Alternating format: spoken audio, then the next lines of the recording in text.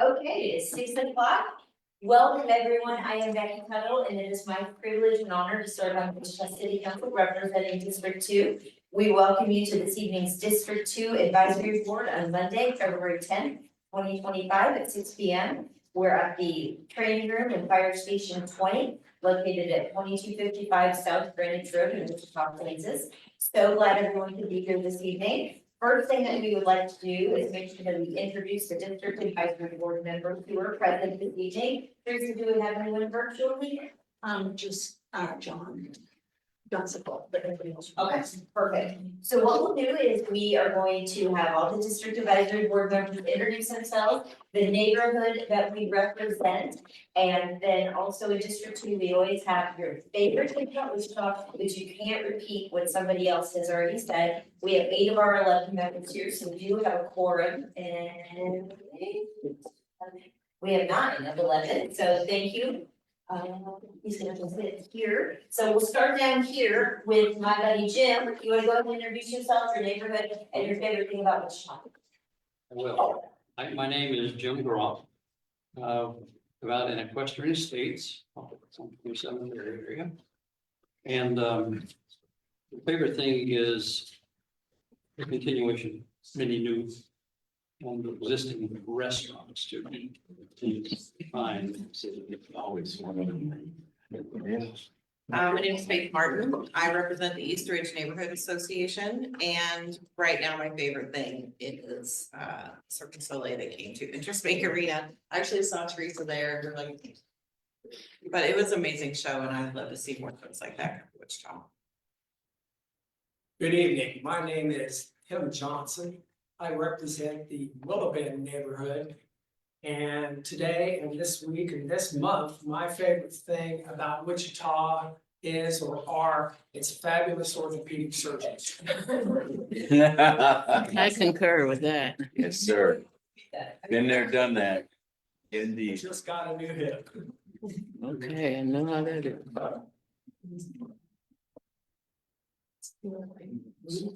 My name is Stephanie McCurdy and I represent the Hawthorne subdivision, and my favorite thing about Wichita this week is our airport. I've been traveling around Africa for the last 2.5 weeks, and it was really nice to be home over the weekends. John Baker, Pine Meadows Homeowners Association, and my favorite thing is how cooperative the weather is in Wichita. Until tomorrow, you know, we Right. Good evening, my name is Aaron Miller. I represent the Bonnie Bray Homeowners Association. My favorite thing about Wichita right now has got to be the Wichita Reports app. I was able to get 2 potholes right outside my neighborhood fixed in just a matter of hours, so. My name is Mila Burrell. I live in the Brentwood Village community, and my favorite thing about Wichita is just how strong the community is. Whenever we have grief in our community or any tragedy strike, we all band together, and I love that about us. Yeah. Tracy Adams, I represent the Harrison Park community.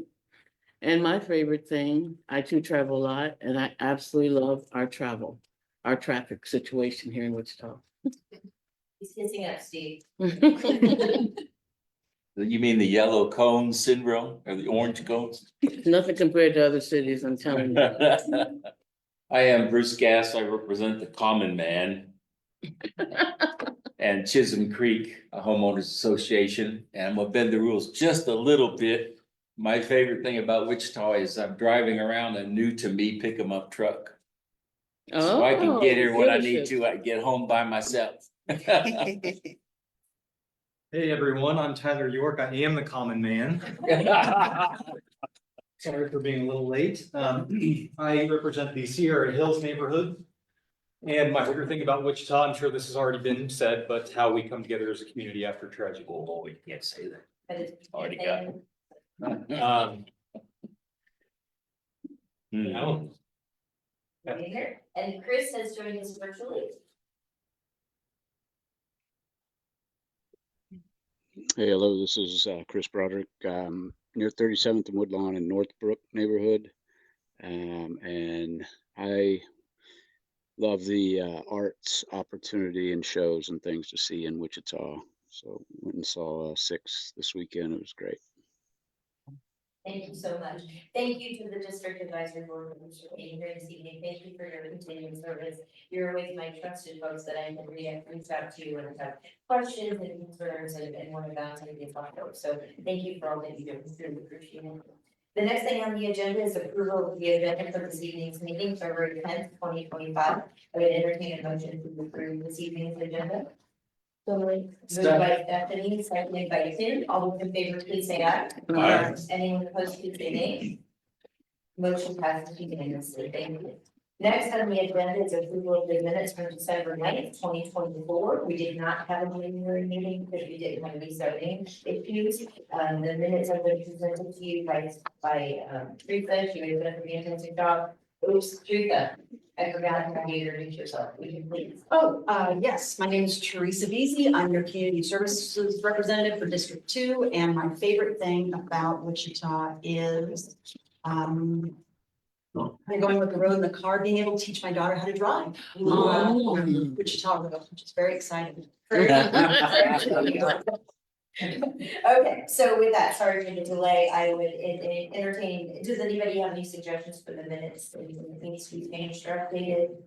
Okay, I would move approval. thank you, Tim has approved, Paige has seconded, all those in favor say aye. Anyone opposed? I must abstain. Okay, Abstain. so let's get it through 3 steps, so Bruce, Mila, John, and Stephanie have to abstain because they were not in attendance.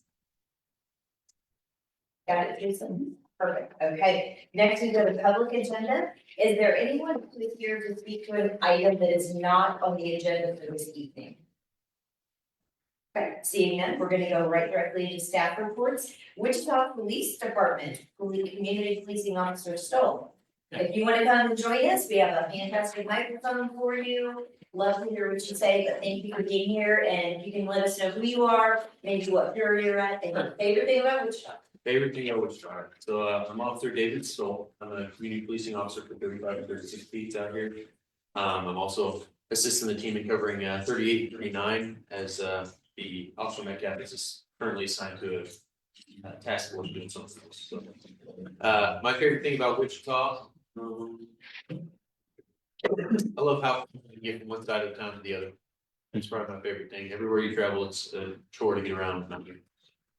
It's very good. Average commute in Wichita 17 minutes, average commute during rush hour 17.5 minutes. All right, that's great.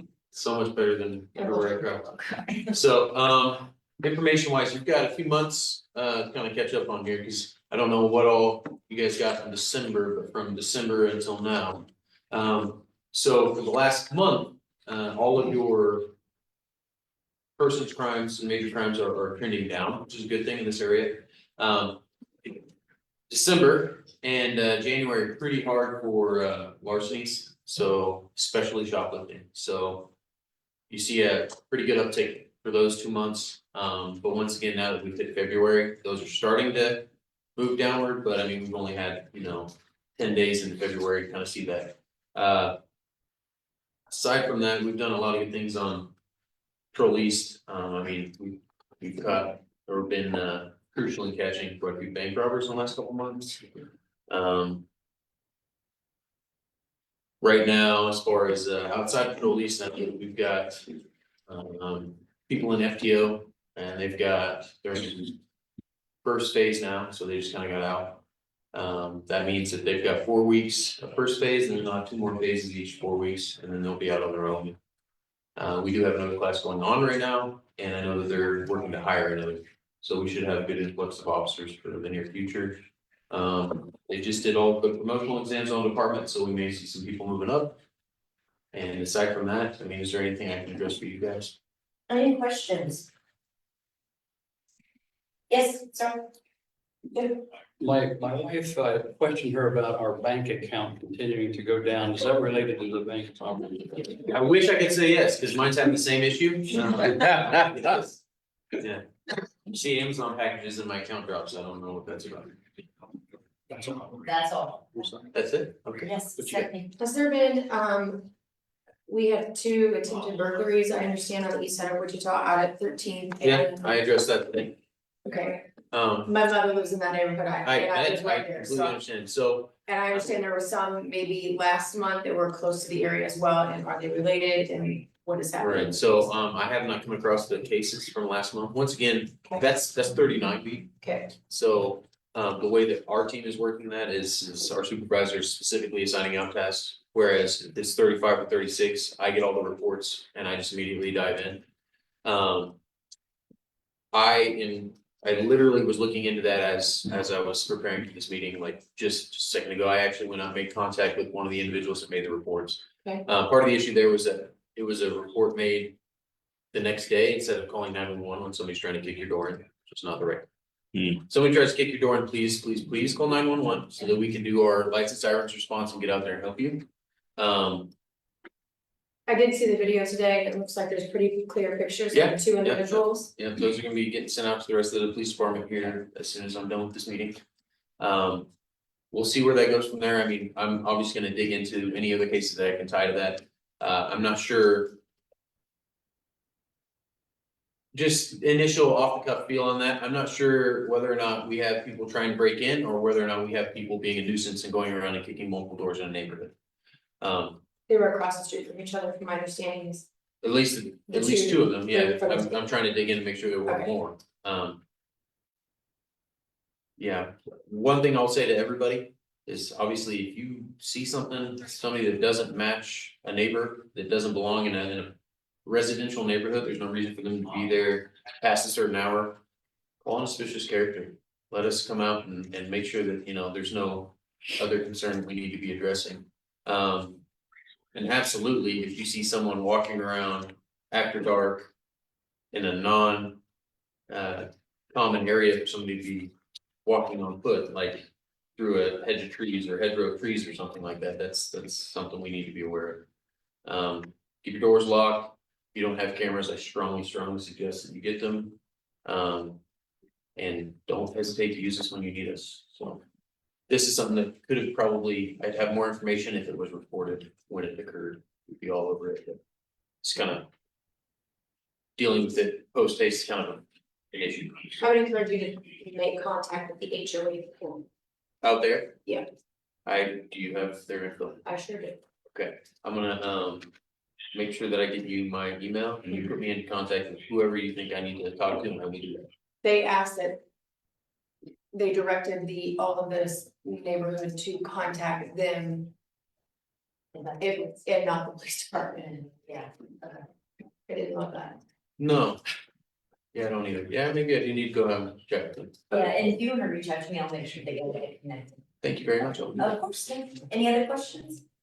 I'll see you in March at our neighborhood association meetings, 35 35 and 36, right? Right, which In Eastridge, Eastridge, okay, Boston Park. Boston, yeah, okay, yeah, we'll see you there. So, all right, Thank you for your service. absolutely. Thank you for your service. Be safe. Everybody be safe the next Thank couple you. days, the weather's gonna get bad. Yeah, it's gonna get bad. Next, we have our fire department with acting battalion chief Robinson. Good evening, actually, I'm Mike Crosby. Oh, that's right, I'm so sorry, Mike. That's why I brought those calendars. Yeah, thank you. We'll blame Teresa on that one. Thanks, Mike. Mike Crosby, battalion chief, I'm out east here at Station 9. On the C shift. What I like about Wichita, well, honestly, I can feel the energy in this room, so that's a positive. I think, people do their darndest to do the best, so there's good energy. That's a great part. People do the darkest, to do the best. I sent you a copy of our DAP report, so feel free to forward that to everybody. I'll go over some highlights here. Probably the most significant fire this year was out, West Wichita, 19th and it was a 3-alarm apartment fire, and it was a miserable, cold, windy day ever. It burnt them apartments up pretty good, and it strained us resources pretty heavily. But fortunately, nobody's hurt, and we got it put out, specifically to, District 2. I better put some notices. It seems like the last time I was here, I didn't report any fires, which is a good thing, but, you know, the ebbs and flows. On the 20th block of North Cypress Drive, we had a pretty significant fire over there. It's still under investigation. I think the house has since been built over there. 900 block of South Mission, apartment. Unattended cooking fire, 6600 block of East Cottonwood Lane. Squatters in there, unsecured duplex. And also, 11,900 block of East Lewis, manufactured home, accidental fire there. Scouring over these fires, we seem to have a common trend. And unfortunately, it's homeless and squatters, vacant structures. That continues to be a problem. But also, a lot of times kitchen fires. We're still seeing that. And I just had one dispatched. It was a kitchen fire out west. But I'd like to drop back due to the weather. This time of year, it hasn't been a problem, but I've participated in them. We have a lot of bodies of water throughout the city and out east. We have our number. Getting people to stay off the ice. That's a horrible problem. We've changed our response guidelines to that probably 2 years ago.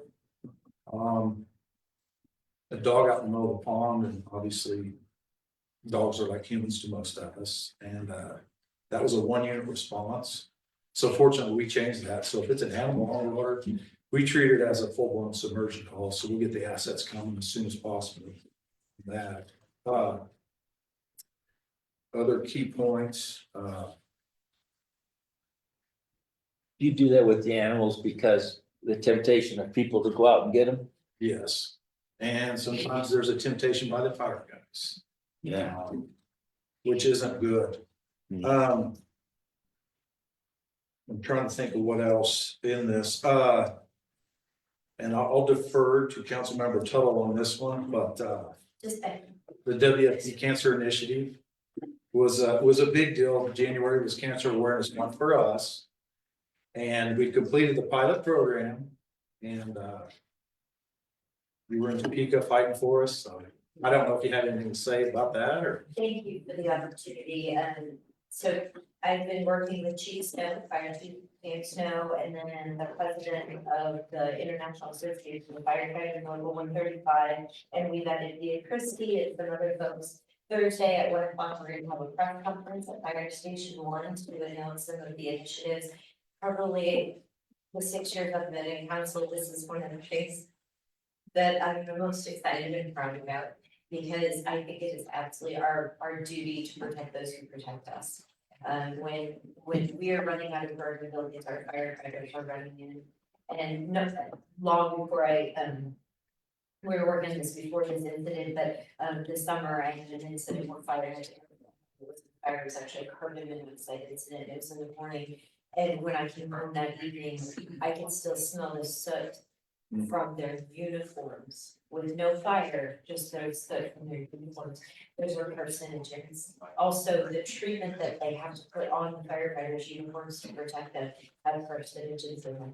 And so I became passionate about this about 1.5 years ago.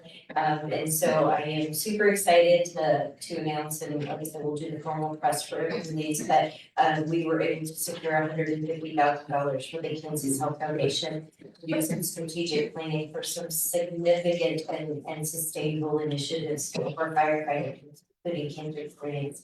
And then we were able to introduce House Bill 2024.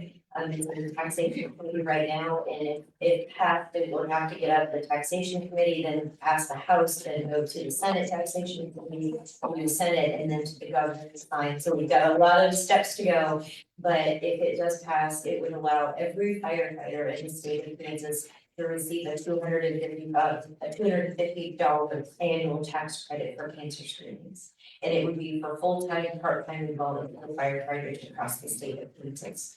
So something I'm super excited and passionate about, and just glad to be part of the team. So working out, and I'll keep working hard so that we can protect those who protect us. Thank you. Thank you. Any questions? Awesome. Thank you. You guys are much too nice to me. Thank you for all you do. Be safe. Be safe. All right, I see my buddy John with Park and Rec is with us virtually, John. Hello, thanks for having me. I would say my recreation supervisor at Boston Rec Center. And my favorite thing probably about Wichita is all the dating options to go with the Valentine's theme that we have to just kind of date your wife or your significant other. So I'm thankful for that. As far as in Park and Rec, spring classes will be starting in March. We just opened registration today for people to start taking a look at our guide. We'll be out soon within the next, I believe, 2 weeks. Until then, they can access it through a PDF online. And if they're part of our email blast, they've been emailed that notification and how to access that.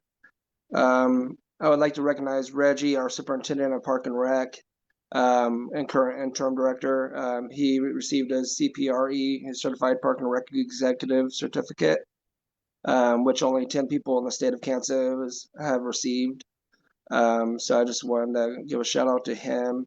And then also about 2 weeks ago, we attended our KRPA conference, and we were given an opportunity to give a presentation on the Napster Park and some of our special events that we've kind of utilized that the park space for. And it just gives us a chance to share those with other professionals so they can take that out into their communities as well. And then speaking of Napster Park, with March Madness coming around, Wichita is hosting, a week of games. So we're going to be posting up in Napster Park, kind of like for them to attend activities in between games, or maybe previous before they go to their game. But it's still developing as far as what activities we're offering, but just to keep an eye out, that will be happening. And then currently starting last week and this week, our parks and the recreation centers and the parks that surround the rec centers are currently going our safety inspections right now for annual inspection. And then to highlight a class, we have our new night hike. It will be done at Swanson Park, and it's led by a Great Plains Nature Center naturalist. It's for ages 7+, and its date is for February 27th from 6 to 7 p.m. and it's about $6 a person. And then also we have our co-ed sand volleyball league at Watson Park. Registration is open. It's $70 a team. If you don't have a team, someone can sign up individually and will be placed on a team. And we offer those leagues on Tuesdays and Thursdays. Well, Tuesday or Thursday, and league play is from 6 to 9. Then also finally, in 2024, the Park and Rec has offered 69 special events, majority of which was free except for Wicked Island and Snow Glow. And doing the math, 69 events, that's an average of over five per month. So that Wichita Park and Rec offers. So take a look and see what we have to offer on our special events page. It's underutilized and majority of it's free, and it's all about bringing families together of different backgrounds and different life paths. So I encourage you to take a look at our special events page. But that's all I have today. Questions for John? Anyone in Wichita Citizen Board should go get the Evolve magazine, John, right, or look online. Say what? I said anyone in Wichita Citizen Board should check out the Evolve magazine or look online of all the great things that are going on. Oh yeah, there's so much more than people even think about that's in that guide. And the beautiful thing about it is it accents library activities, city art activities, plus our Park and Rec activities. So it's kind of like a one-stop shop that we've kind of molded into. We used to run it where it was individually. So now we just kind of compact this all information into one thing. And we have do-it-yourself projects. We have arts and crafts if you're a crafty person. We have fitness for Senior Plus. We have things for toddler ages, even as low as 1 to 2 year olds. And so it's a lot of special interest, in fitness activities. But yeah, it's definitely something that you can keep yourself busy, and maybe check it out. Take your husband to a dance class. Maybe not. Thanks. We appreciate you so much. Thanks for all you and your team do. Yeah, well, thank you. about the great work. Our other John is going to, this evening, John Cleary, to tell us about library updates. Oh, and I let John off the hook on accident. John, favorite thing about Wichita?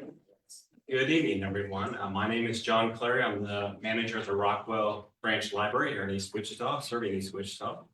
Favorite thing about Wichita is we had a couple of nice mild days in between the cold spurts, and I got to go do some walking in nature at the Great Plains Nature Center. So that's my favorite thing right now. Great Plains Nature Center is unique because it's one of the only areas, natural areas in the nation that is in partnership with local, state, and federal. So really just a gem and an amenity here in Wichita. So thanks for using it and for highlighting it. So an update on our new addition. We used to host these meetings at the Rockwell Branch Library, and we're temporarily having here at Fire Station 20 until we get our remodel completed. But if you drive along East 9th Street, you'll notice the progress we're making. We have all the steel decking up, all the steel structure and the sheathing, the yellow sheathing, so that's being winterized right now, so they can get more work done this winter. Also the air conditioning, plumbing, electrical, all of that's being completed for the new addition, so it's coming along really nicely. I've heard just earlier today, that we will be closing the Rockwell branch, the existing facility we're at right now, on Sunday, March 16th, so about 5 weeks from now. We will be sending our resources and all of our support over to the Angelou branch library, which is located near 23 Millside. So we will be staffing that, the Angelou branch, the entire hours that we're open at Rockwell now. So we hope to support and offer all of our library services through our Angelou branch while we do our remodel of the existing part of the building for Rockwell. Some of the things that are going on this month of some of the highlights in February. February is Black History Month, and Black history and contributions are often celebrated during this month. That's why the library is partnering with Dr. Letitia Kelly, owner of Left on Read, Wichita's only Black-owned bookstore. And we're going to host a year-long series honoring Black culture titled Amplify 365.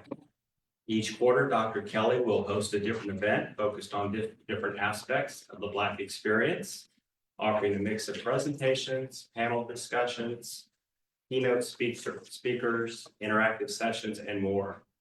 To kick off this series, Dr. Kelly will be presenting a keynote lecture at the Advanced Learning Library on February 19th, that's tomorrow, at 6 p.m. Next week.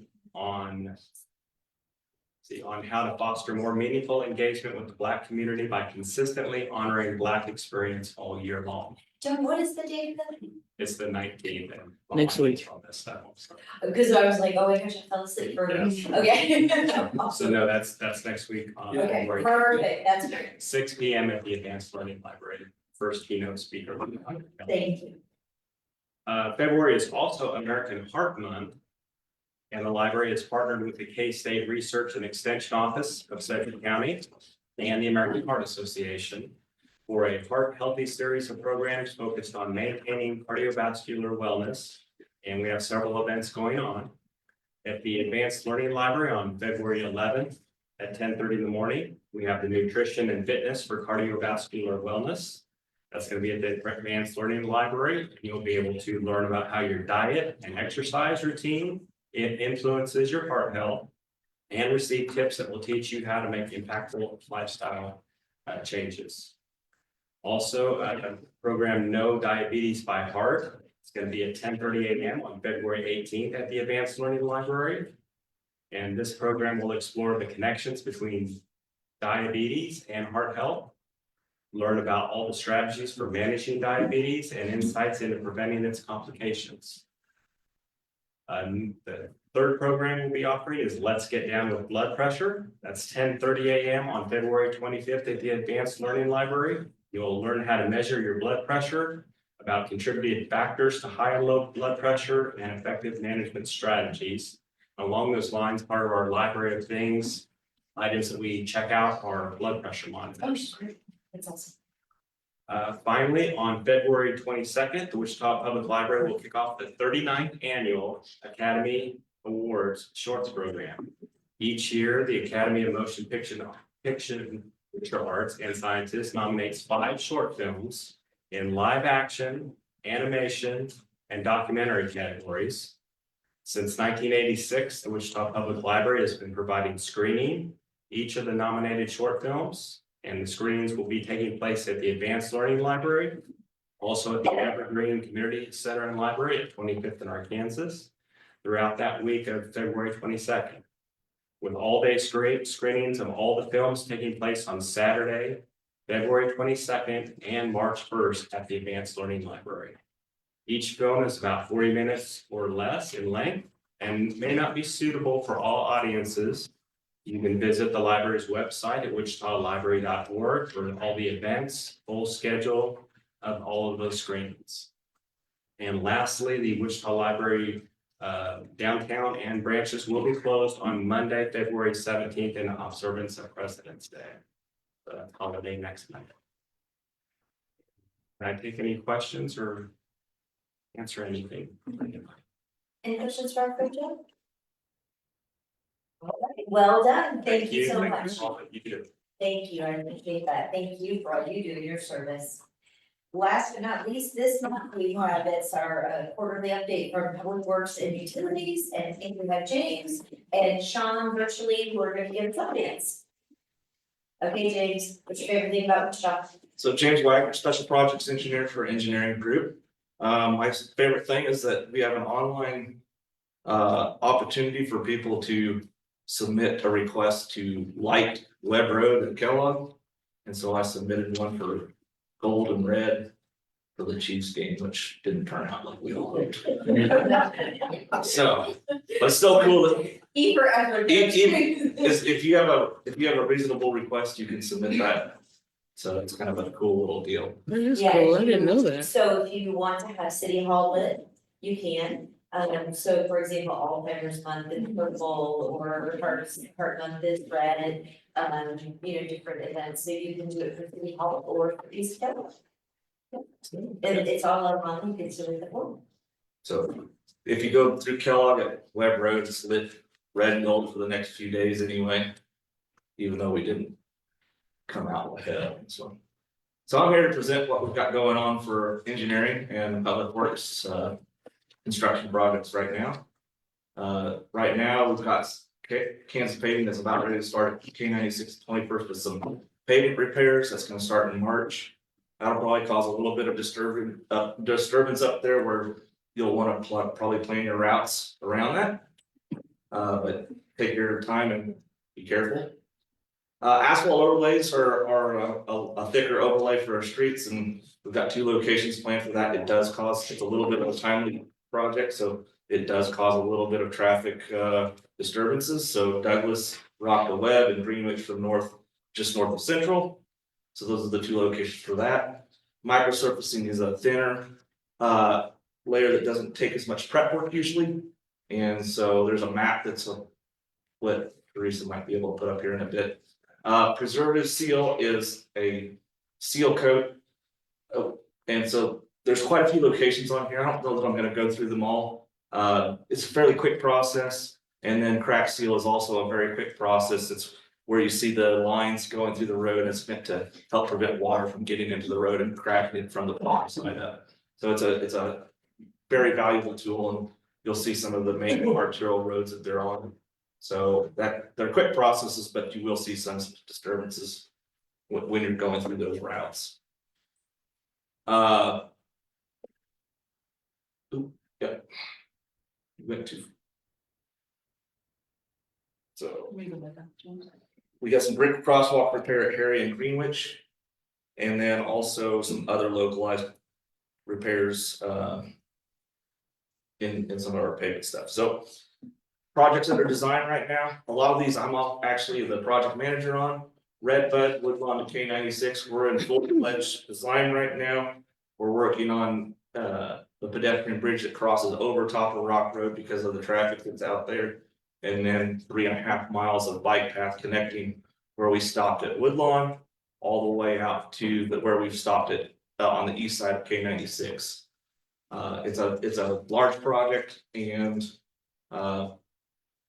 hopefully we'll start seeing some work going on that here by the end of the year. Current activities, oh, sorry, we're there. There we go, sorry. I'm also the project manager on 143rd Street. We're also under design on that. We're coordinating our efforts with the KDOT project that's gonna happen on Kellogg.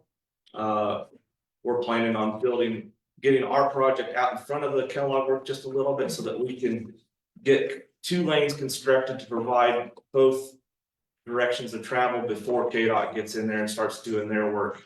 And so hopefully providing much easier access for everybody along that area during Kellogg construction. Kellogg, they have that little box that goes where the drainage just south of Kellogg is, and they're planning on closing that for construction. So it's essential that we get our 2 lanes in there so that we can continue to work. Berry Street, you'll see a little bit about that here in just a little bit. I'll be presenting a whole presentation on our concept today for that. And then also we have some of the highway work that's planned right now, K96 from 135 to 21st Street. It's the big expansion of K96 from a 2 to 3 lane roadway with additional ramp spaces and such. So hopefully that will get something working towards some full design on that pretty soon. Kellogg from K96 to a half mile east of 159th is also in their pipeline, and that's the one we're coordinating with our 143rd project. That is going to be a full expansion of the current roadway to a controlled access highway style road all the way out to Andover, or almost to Andover. Halfway there, half mile. So I mean, we have the North Junction as well. And so it's going along quite well. They've opened up that south ramp. If you're going east, that south ramp to get onto the eastbound K96 and 29th Street, really a nice ramp. It opens traffic up so much out there, so that's really nice. And so they do have a website that tracks their project status on that. And yes. I've been through it once. Eastbound. Okay. It looks to me like the old southbound exit is still in operation as well. The tighter radius one that's been there for decades. Will that remain or will that be removed? So to 29th Street? No, this is westbound on eastbound on 235. You want to go southbound on 96/135. You just referenced the southbound ramp, the big new long southbound ramp that you get off 96 on. Well, the old ramp was still there when I drove through that a few weeks ago. So the one that really opens things up here is the through movement for eastbound K96 to eastbound K96. That they provided like a free movement through there. Yeah. And so that's really what's opening that up. So that you're correct, the other ramp is still. Right now. Yeah. The old one and the new one. My question is, will the old one remain? Or will that be removed? I believe that's the way it's supposed to end up right now. I'd have to go back and look, yeah. I was zooming through there and I thought, why this, oh, it looks like maybe the old one has a feature that the new one doesn't, and will have to stay. So I think the way it's set right now is the alignment for right now. Thank you. Yeah, and then also we're working on a multimodal facility downtown next to the stadium. That's got a website as well for anybody that wants to. It's just kind of started with like grading work and what groundbreaking kind of what does multimodal mean? Different types of modes of transportation. So it's got some electrical vehicle charging, it's got busing, it'll have it has opportunities for people to, I believe, park bikes and get on. So I mean, it provides access to different modes of transportation and kind of combines them all into one location. So if we transit, as you mentioned, bike locker, they'll also be dedicated travel share lanes, so if people want to take Uber or Lyft to the baseball stadium, there'll be lanes, dedicated lanes for them. This might not be a question for you, but on that note, since it's done and it's happening, is Workerly's getting like bus passes to the new one since it's not right next to it now? I'm not aware of it, I know. Okay. Uh-huh.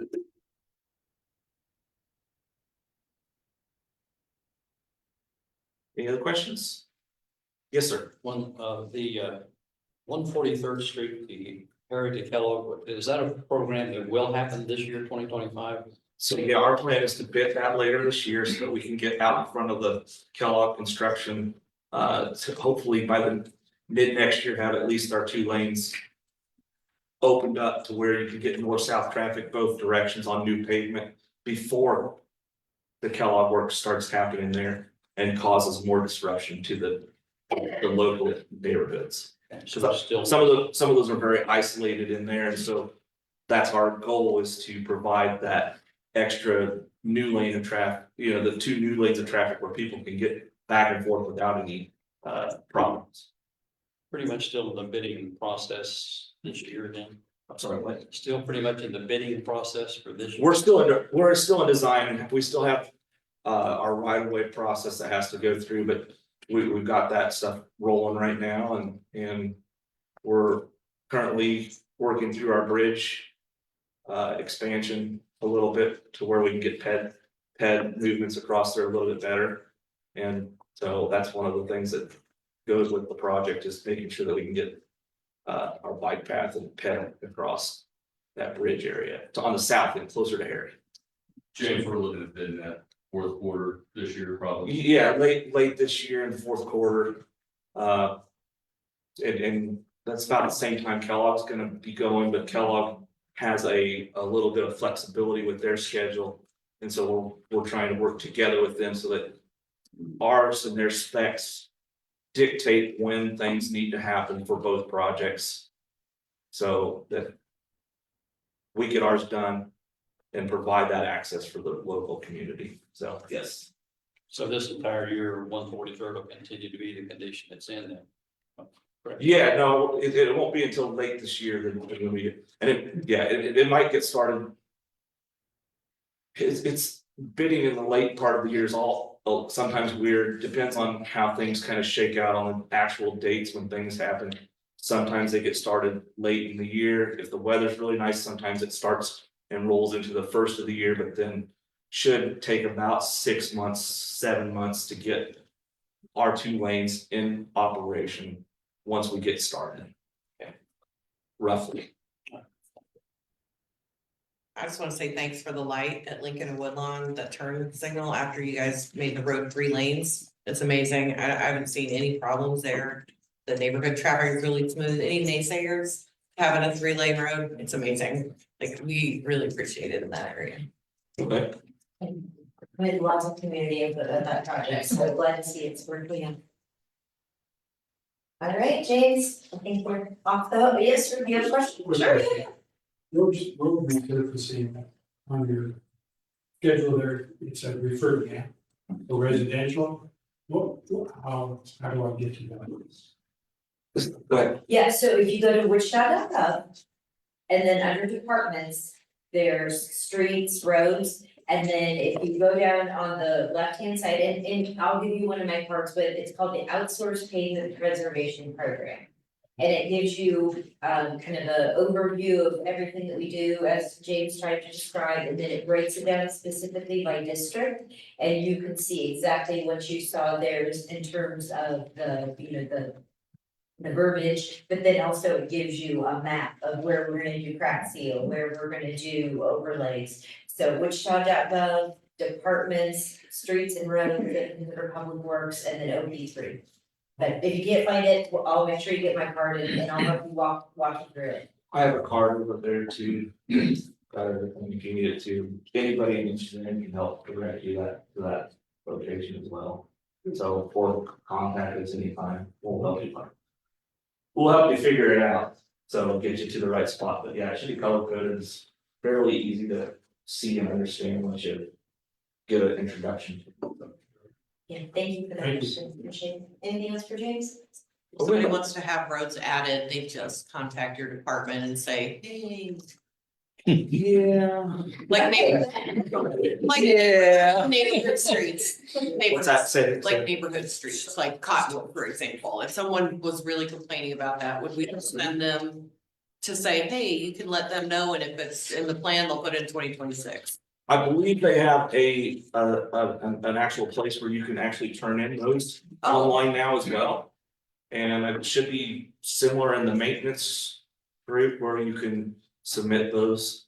They do have a matrix or a program that they use to dictate how they set aside their monies moving forward every year. So, and that's based on road conditions. So we don't necessarily do a strict complaint driven. I just wanna know where to send people when they. Yeah, they do have something for maintenance, but. Perfect, thank you. Thank you, James. All right. All right.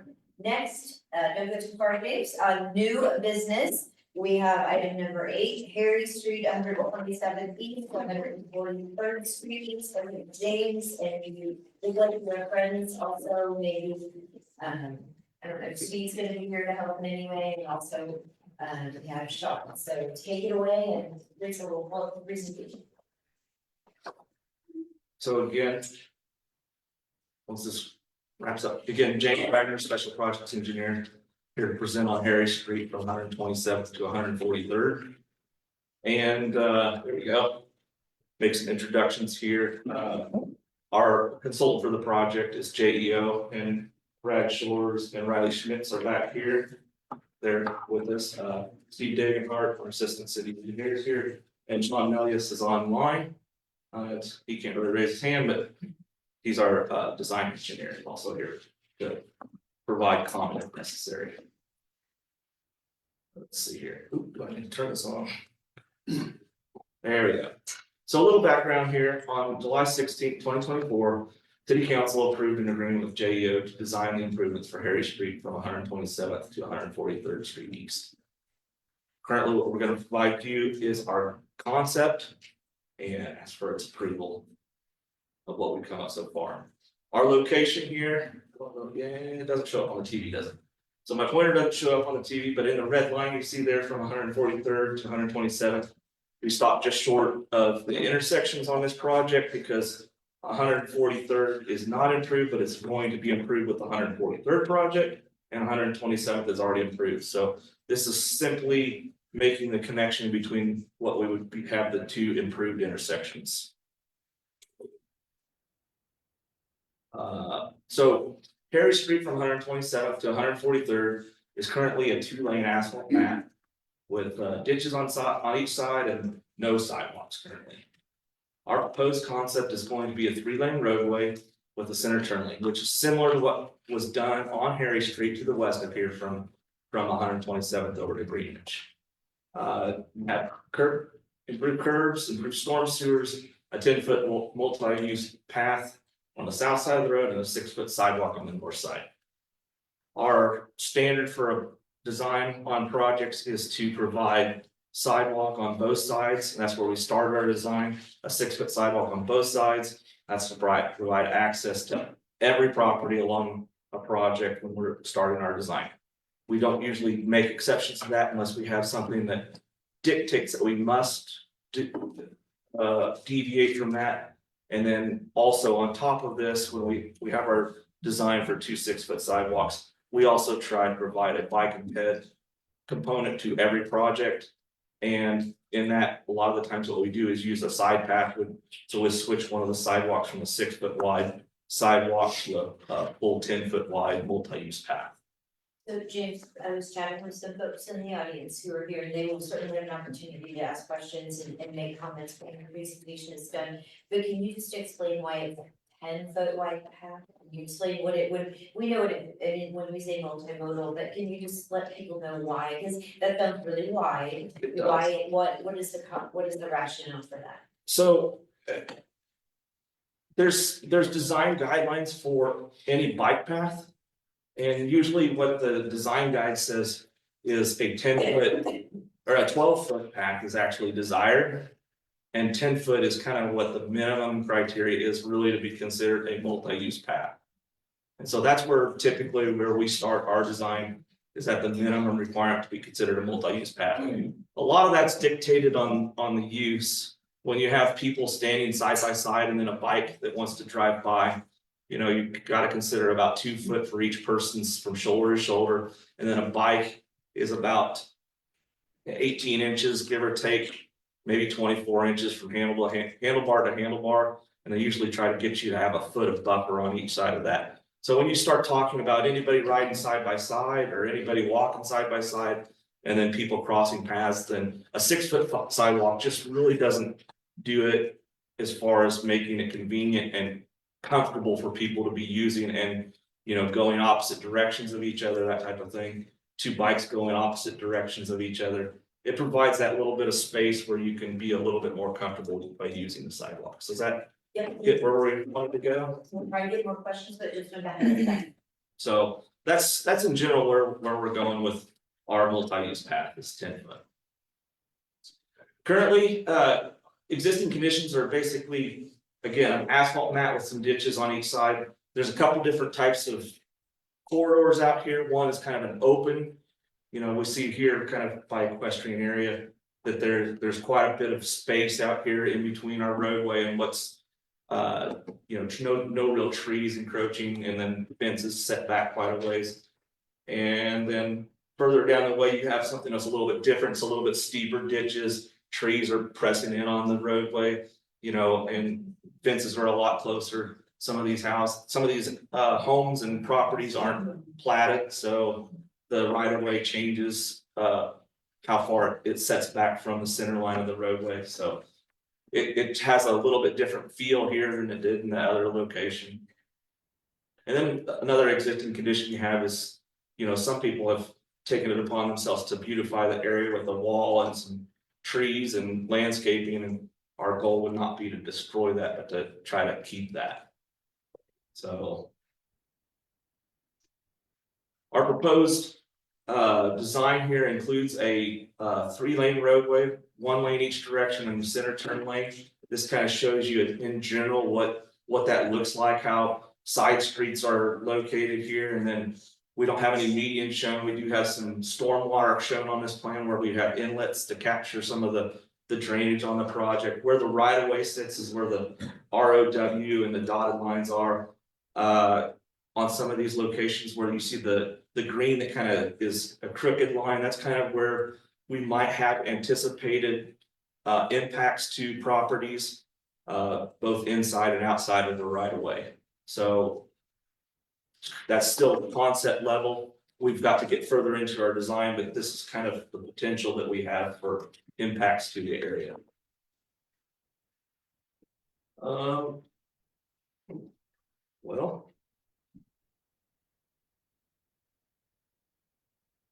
There we go.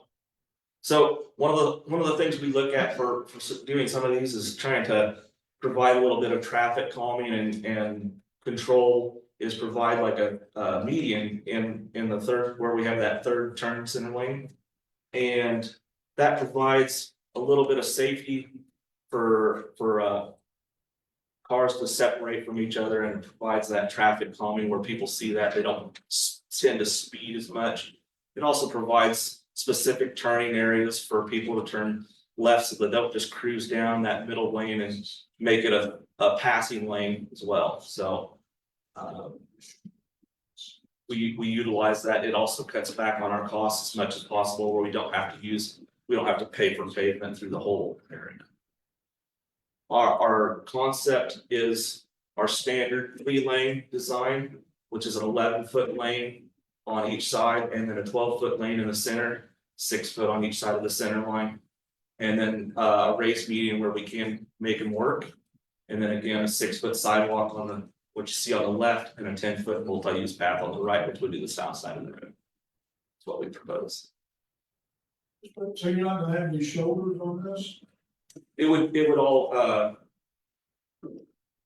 the plan would be to eliminate as much of the ditches and drain into the street, into our stormwater as much as possible. Can't guarantee that we can get it in all the locations here, especially when we get to where we might have some worse drainage areas, but So where the ditches are now, you're basically gonna have a drain pipe, and you'll have that covered up over there, so a person, if they had a car problem, they could pull off the main road and get over top of the grass and whatever. I didn't catch all that. Can we come back to this? Let me get through all this and then we'll come back to that question when we get. That way we can get through this and then we'll have a big question and answer at the end. And we won't break this up so much because it starts to get tough to maintain a. Our concept here has a dedicated right turn lane at some of our major entrances, like you see here at Triple Crown Street. Provides safety for high right turning movements where you have them. And so that's one of the accommodations we like. It currently has one of these now. So right now, we don't have any plan, but we're gonna look at one further to the east here as well. Still have to see how viable it is to even fit it in the space that we have, so.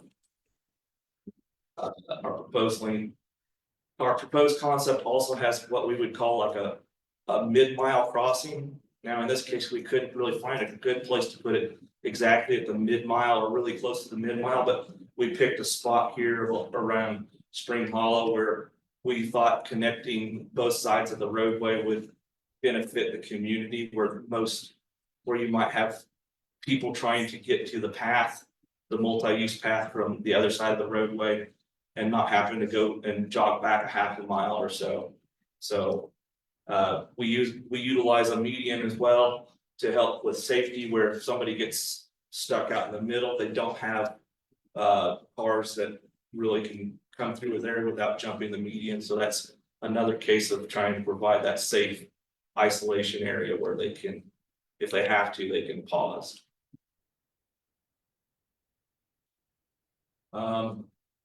Our proposed concept is pretty much the same throughout, a 3-lane roadway from the whole spot, the whole place from 127th all the way to 143rd. We have a couple little amenities along here that probably gonna bring up here is you can kind of see an area up here in kind of like a magenta color. We have that drainage area right there, and we know that's a floodway. And so we have what we call no rise conditions through the regulations for stormwater and floodways. And so we're gonna have to provide a retaining wall there in order to be able to get our design to work because of how close we get to the floodway. So it's a couple hundred, I don't know, remember what that? 300 feet, yeah, it's a few hundred feet worth of retaining wall. That's gonna range from 3 to 7 feet, kind of about my height on average. It'd be something, we have one similar out on West Central, out by 135th. It's, and I think there's one here at. There one down at closer to. Wow, I don't remember where the. There is a retaining wall. North at just on the west side of 127. Okay, yeah. So it'd be something similar to what's out there. In this area right here. Are you planning on cutting down all the trees and everything there? So right now, what we have there is if we do our roadway, it gets really, really steep off the edge of that roadway and off the edge of that sidewalk. And so what we would be proposing is doing some fill work in that area. If you do that, you're gonna cover up all the bases of some of those trees and such in there. So it'll become a little bit unattainable to keep those. So the answer is you're gonna cut trees down, fill them in. Currently, our plan is to have some tree clearing in that area. There's some X's out here on the map. And can't really, doesn't show up on the street, but it's South of that, going to be still be in the floodplain then? yeah, it's all staying floodplain, yes. Yeah, it all stays floodplain. We're not changing any of the flood mapping or anything like that, but. That lines or standing walls up here. No, the magenta line on the north side of the roadway is the retaining wall. On the south point, the red box is probably what we're considering for easement for temporary easement to come in there and do the work we need to do and the grading work that we need to do. So again, the right turn lane at Triple Crown, medians throughout the project. Driveways replaced up to the right of way line at least. We again, this is a second half mile on the right. Here, the top right is where we have that crosswalk. And then what you see here in kind of blue is where we have some storm blocks for drainage getting across the roadway. Our plan is to keep and maintain one direction of travel throughout the project, but there's a couple of these boxes that may require us to shut down the road in order to get them built. We'll have to evaluate the size they're gonna be and whether we can get them in without closing the road or not.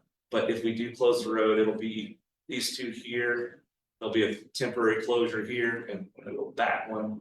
There's one here on the bottom left as well that might require, that one's gonna be a little bit bigger box.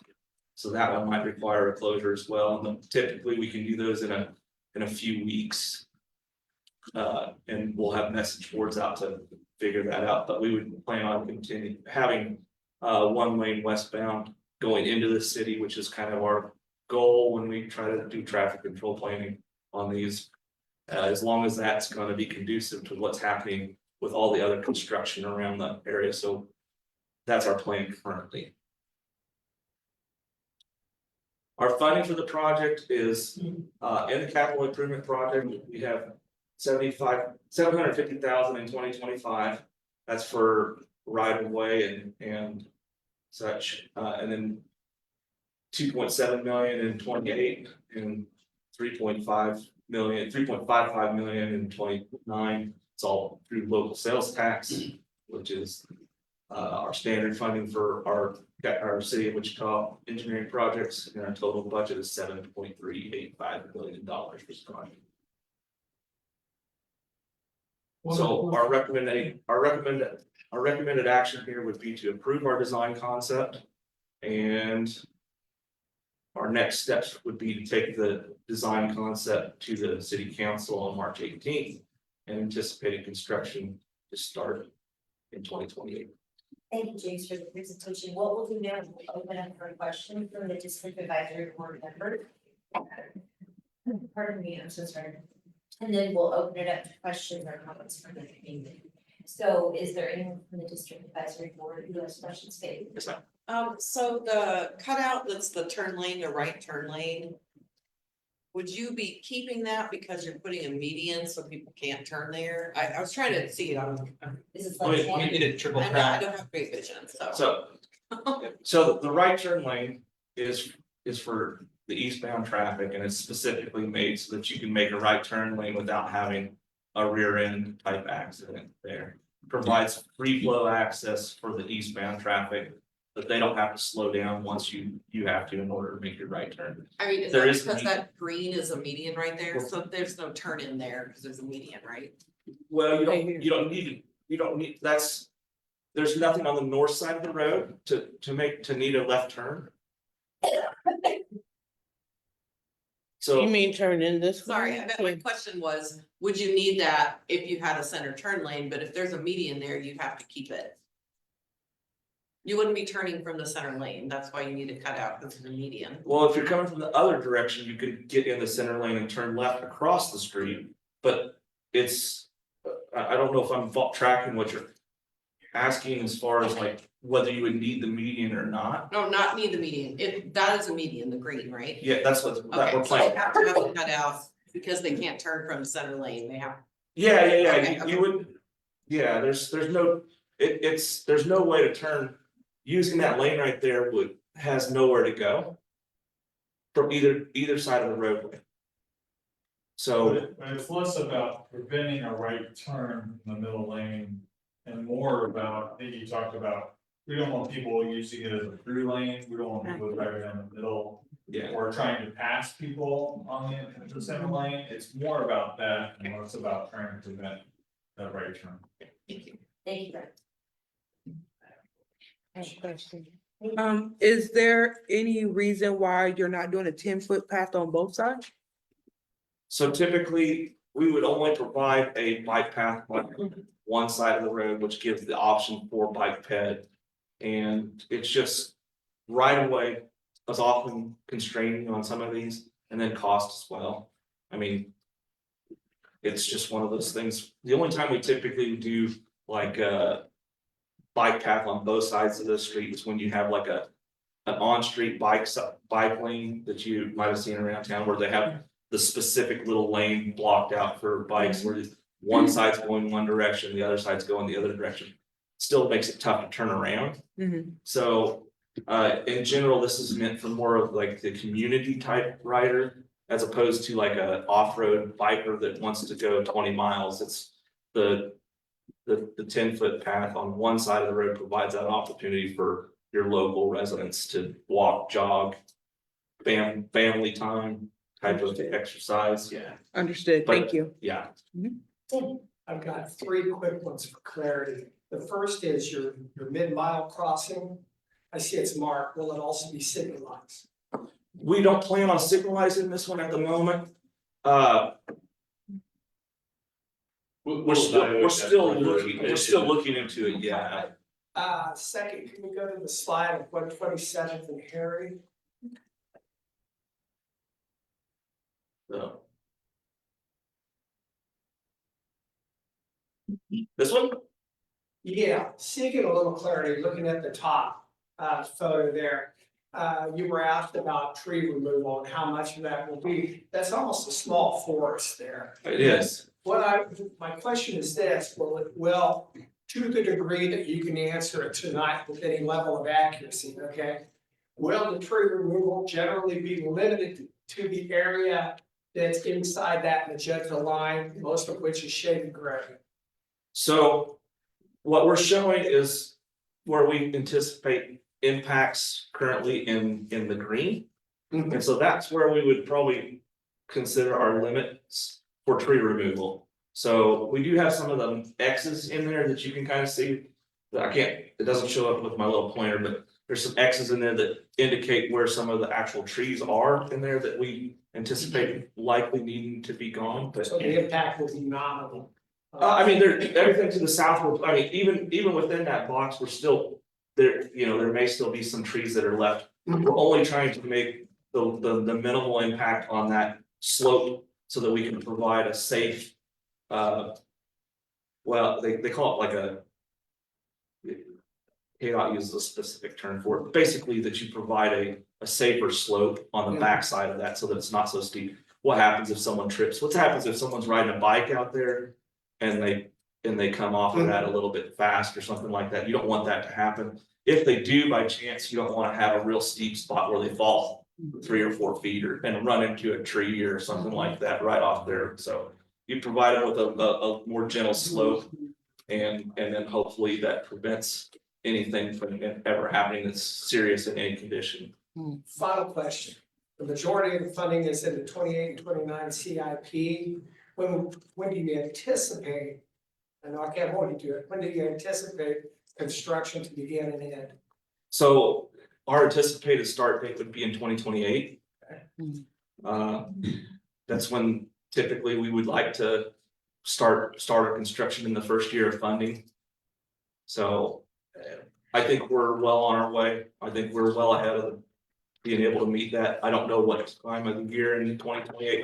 That's forecasting a little bit ahead. We're gonna probably try to get it out. If we can get it out early and hopefully meet some better weather, maybe that's what we can do. And Thank you. yes, In that same area, what in the floodplain, which direction does the water flow? to the east, I think for specifically for this channel. Like the one on your side. Okay, so will there be provided concrete ductwork or galvanized pipe to flow under the highway there? There's a channel there. I believe it's still runs to the north right there. On any road crossings, there's pipe on the project gonna be concrete. Yeah. Whether that's at this spot or whether that's further to the east, all of those pipe I see. crossings will be concrete. So would that then be concrete on the road surface? No, In that so spot? it's gonna be underground pipe when we have the crossings. Okay, okay, So, yeah, the road is gonna be asphalt. okay. So Thank you. except for where you see like the gray, that would be what existing concrete is, or typically we only pave in concrete for intersections unless it's a highly industrial type area. Thank you. We need it costs a lot more to do concrete, so we typically will run asphalt in more rural. Our budget numbers are based on asphalt. Yeah. But like you can see down here on the bottom left, that is a concrete box. To the left of Triple Crown Street, that's gonna be a concrete box that's underneath the roadway that crosses there. I bring that up only because it seems like it's a notorious issue to ramp up to a bridge or a concrete pavement and to ramp back down again. It And is. all over Wichita, we're bouncing around before and after the bridges. I just wonder what is so hard about those spots? There's a big smiles happening back here with the engineers. You got a bridge guy over there. Yeah, Mr. Bridge Guy. If you're speaking of like bridge and approaches, yeah, they're very difficult because you're digging sometimes 20 and 30 feet vertical and you're trying to do compaction up against like an abutment.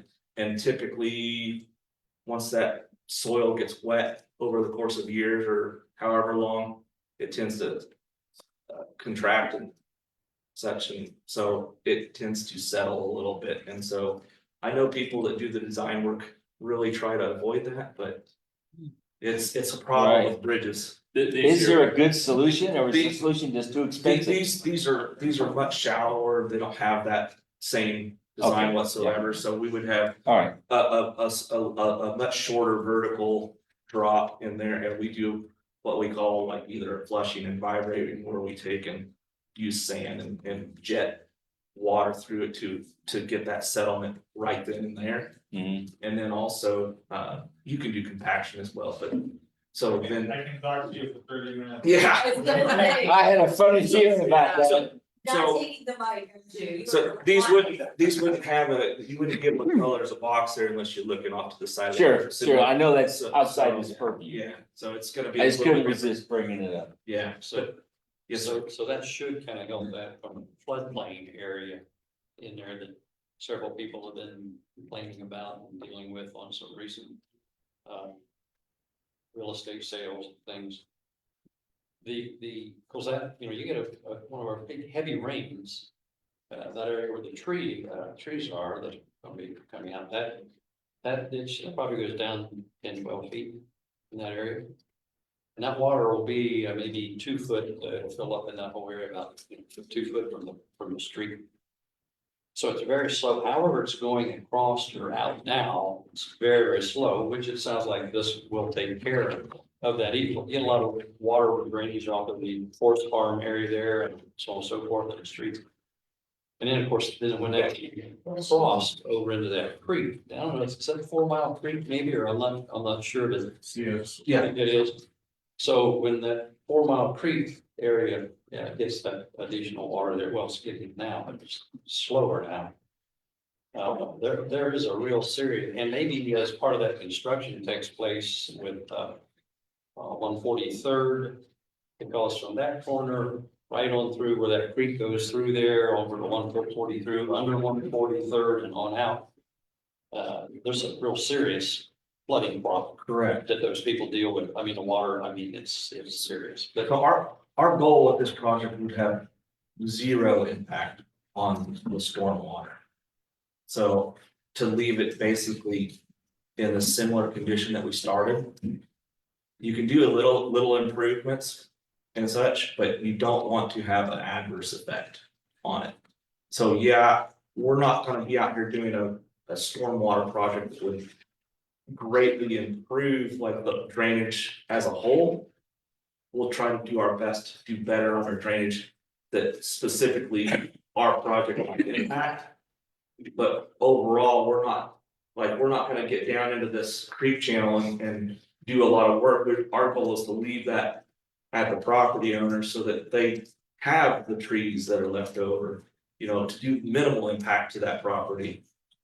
Only to affect what we must. We have to follow the regulations here that do not allow us to do anything that would cause a rise in that. Yeah. Most flooding situations occur because of obstructions and stuff downstream that cause the creek to back up and then eventually back up and then to the area, so. Yeah. It doesn't mean that we're gonna just send all the water downstream even faster or anything. It's really governed by what's downstream of here. And a final question is, again, it's getting education here on this. So what kind of dictates, you take this area of highway, street in the country as it is.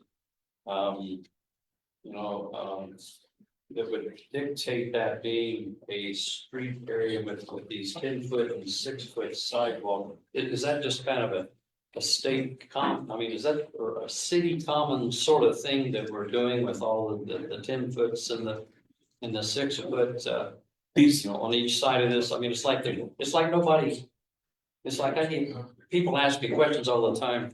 They never see people on bicycles. It's like no place to go. I mean, where do you kind of go? I mean, the bike, it seems like a lot for something that maybe or maybe not gets used hardly at all, or is it's. So that's a good question. So our city policy standard is 6-foot sidewalks on all arterial streets, making accommodating for pedestrians. And we do look at trying to recognize, hey, where we could provide also a safe path for those who want to use a bike per se. And so as James was saying earlier, having both a bicyclist and a walking, pedestrian or jogger, whatever it might be, trying to pass each other on a 6-foot wide sidewalk is just not wide enough, doesn't provide enough comfort space. So that's where we've looked at, trying to identify these corridors where, hey, let's provide a bit more space so that both types of transportation can be travel along this corridor.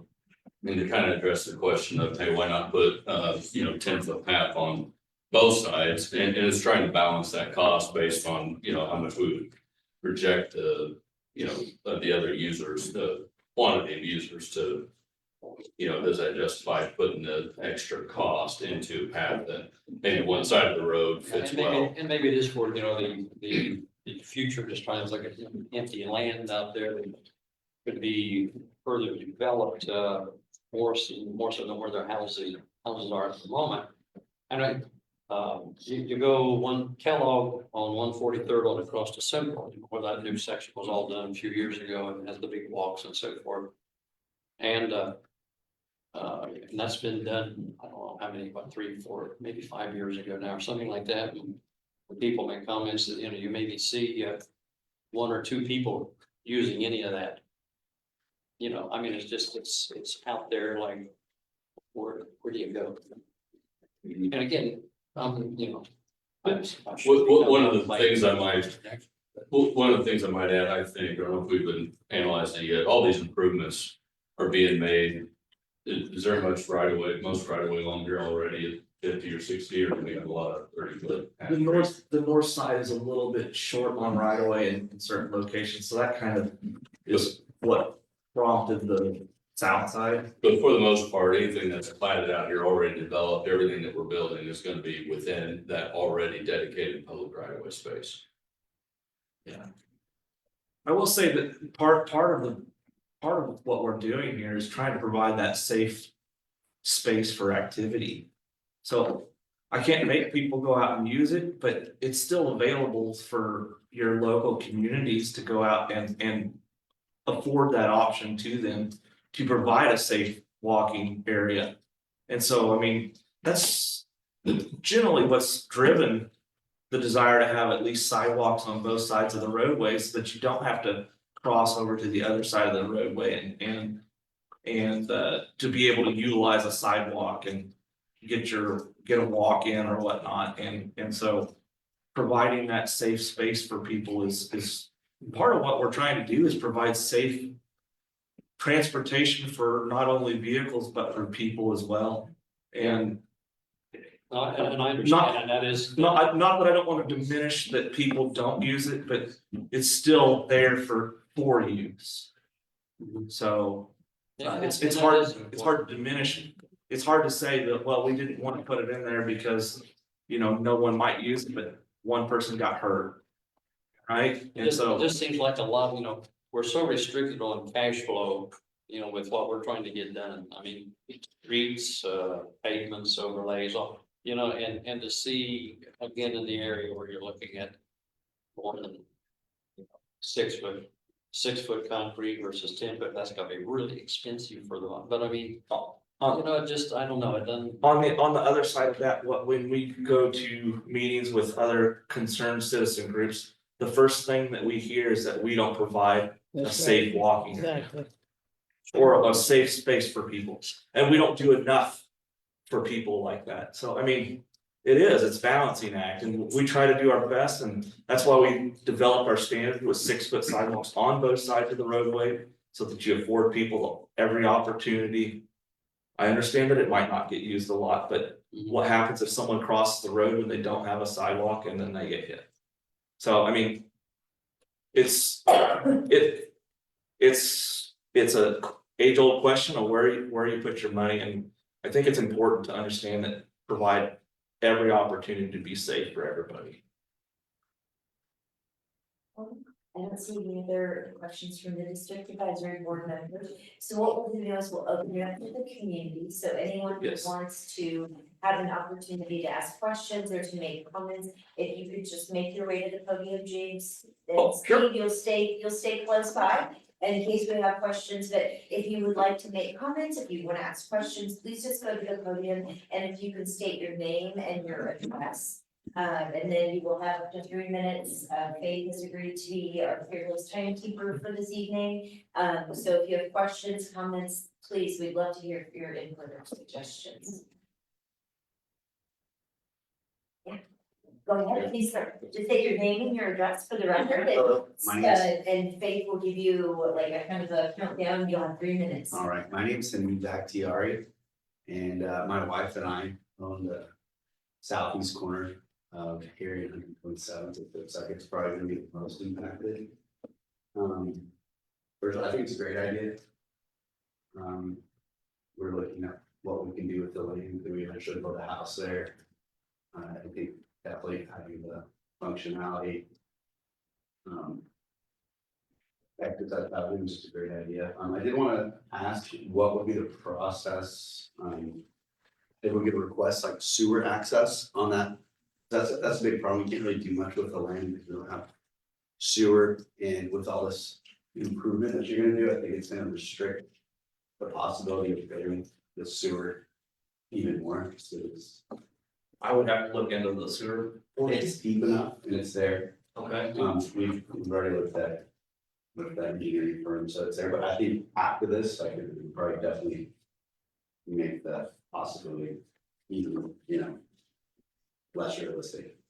Typically, sewer extensions are something that are done through a petition process where it's not the city that provides that, it's the property owners, but occasionally when it dictates that we need to do something, if it means crossing a roadway or something like that, that's where we might get involved, but I think it's literally just, again. yeah. All new development for that matter, whether it was something built 20, 30, 40 years ago, all new development paid for sewer extensions to serve their property, so. That's why it would be the same, and I don't know we're changing the roadway width much at the intersection of what's basically already there. Yeah. You might know it in which specials. Right? Yeah, Special assessment, right? Yes, that's correct. But we can look at it. And look at it with you and see what we can do. Okay, so if I had to pay for it, that's what we decide. If it's something that we need to work to coordinate, that's something we can do. We had an interesting party that we filed a couple of years ago. Where he said it was not going to require much the sewer access, self-storage. Neighborhood. 30 seconds. Okay. So yeah, I'm just trying to, we didn't walk over here, I'm trying to chop up all your sidewalks. Yeah, we can definitely have a talk and go over whatever you'd like to discuss. Okay, that's something we're not pretty serious about. Yeah. Appreciate you, man. Yeah, no problem. Thank you for being here. Anyone else who'd like to make comments? Yes, sir, please. Thank you for being here this evening. If you could just state your name and your address for the public record. Bob Brown, I live at 13200 East Terry on the north side. I want to make sure I understand this. The street is gonna be asphalt. Curb and guttering are gonna be concrete. The bike path is gonna be asphalt. Concrete. All sidewalks and paths are concrete that we built. They go all the way around the city and they're blacktop. I know there is a couple paths along K-96 that are asphalt, but maintenance of them is terrible. It's Our off-street paths, river, like river path, like you noted and whatnot, those are asphalt, but anything built along a roadway such as this, it's concrete. That sure adds a lot of expense to it, then. I mean, you're basically putting another lane of street and concrete over there for bikes, and we have asphalt for vehicles. Right, it. Not same thickness, not all the treatment underneath it that would go into the street, so, it more expensive than asphalt, sure, but, maintenance wise, serves better in the long term, for sure. My other question, and I'll get out of here, the medians I like, because right now.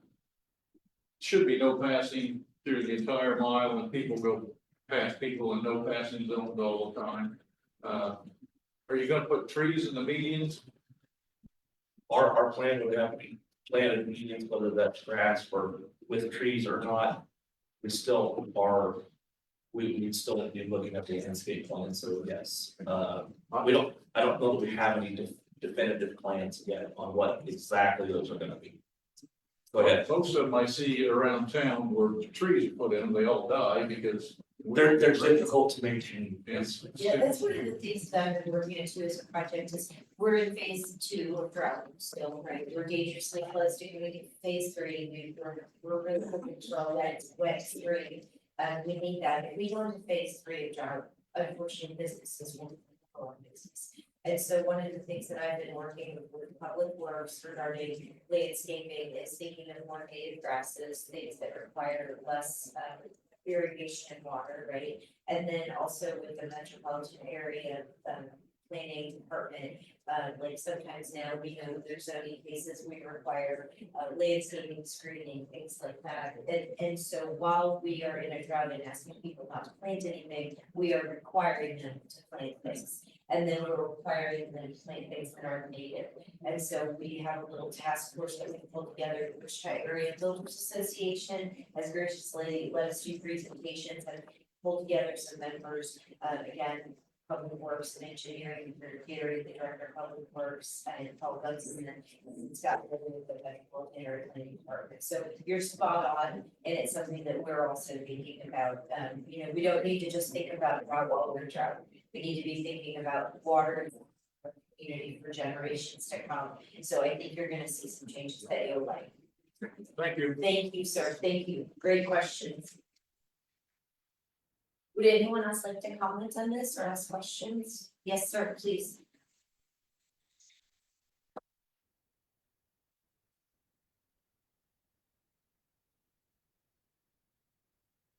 My name is John Pike, live at 13050 East Terry. Your map to the far left, you're the U-shaped driveway. We're the first house past 4 Mile. Number of things come to mind. I'm not sure the city really needs to drop over $7 million, which is in cash, to make the street a full lane wider, but if you do, the idea of the sidewalk on the like we're on our side is going to chew into people's yards. which I just don't see the point if you've got 10 feet on one side. I realize gentlemen have explained their city policies about this. I think policies can be flexible, given a situation. And adding 6 feet of sidewalk to the north side of the street will really add around 10, 11, 12 feet, because that 6 feet of sidewalk will be separated from Harry by probably, I'm gonna guess, 4 to 5 feet. And so it's gonna push all of that into front yard of our house, Bob, who's my next door neighbor's house, and houses on down the street. The south side, there may be some utility issues here and right of way issues that I don't know about. If they are, they have to be dealt with. There's more space over there. And those places don't tend to have houses fronting right on there.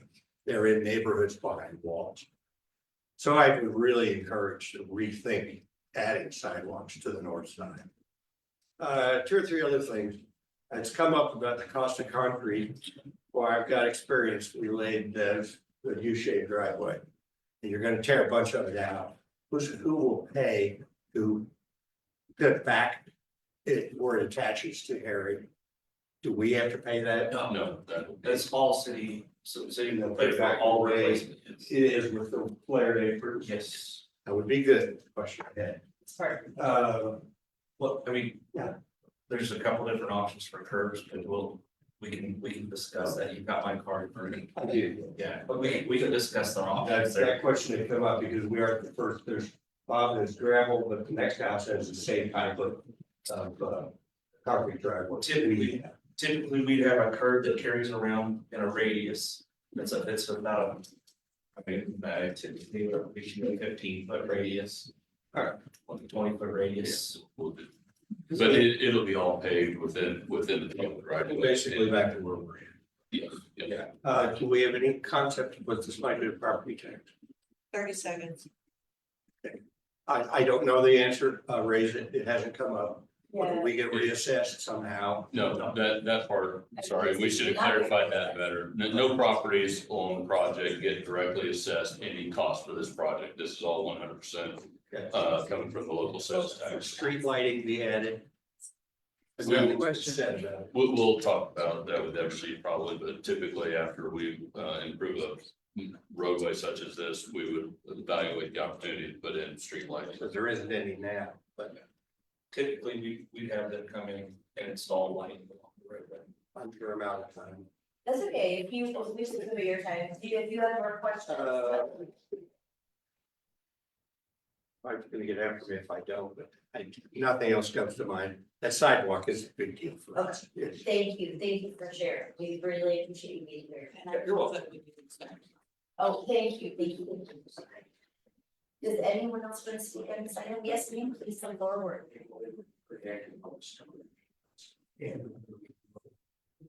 Elaine McKay, Awesome. and I live at 13911 East Lockmore Circle, which is just off of Willow Oak, off of Herring.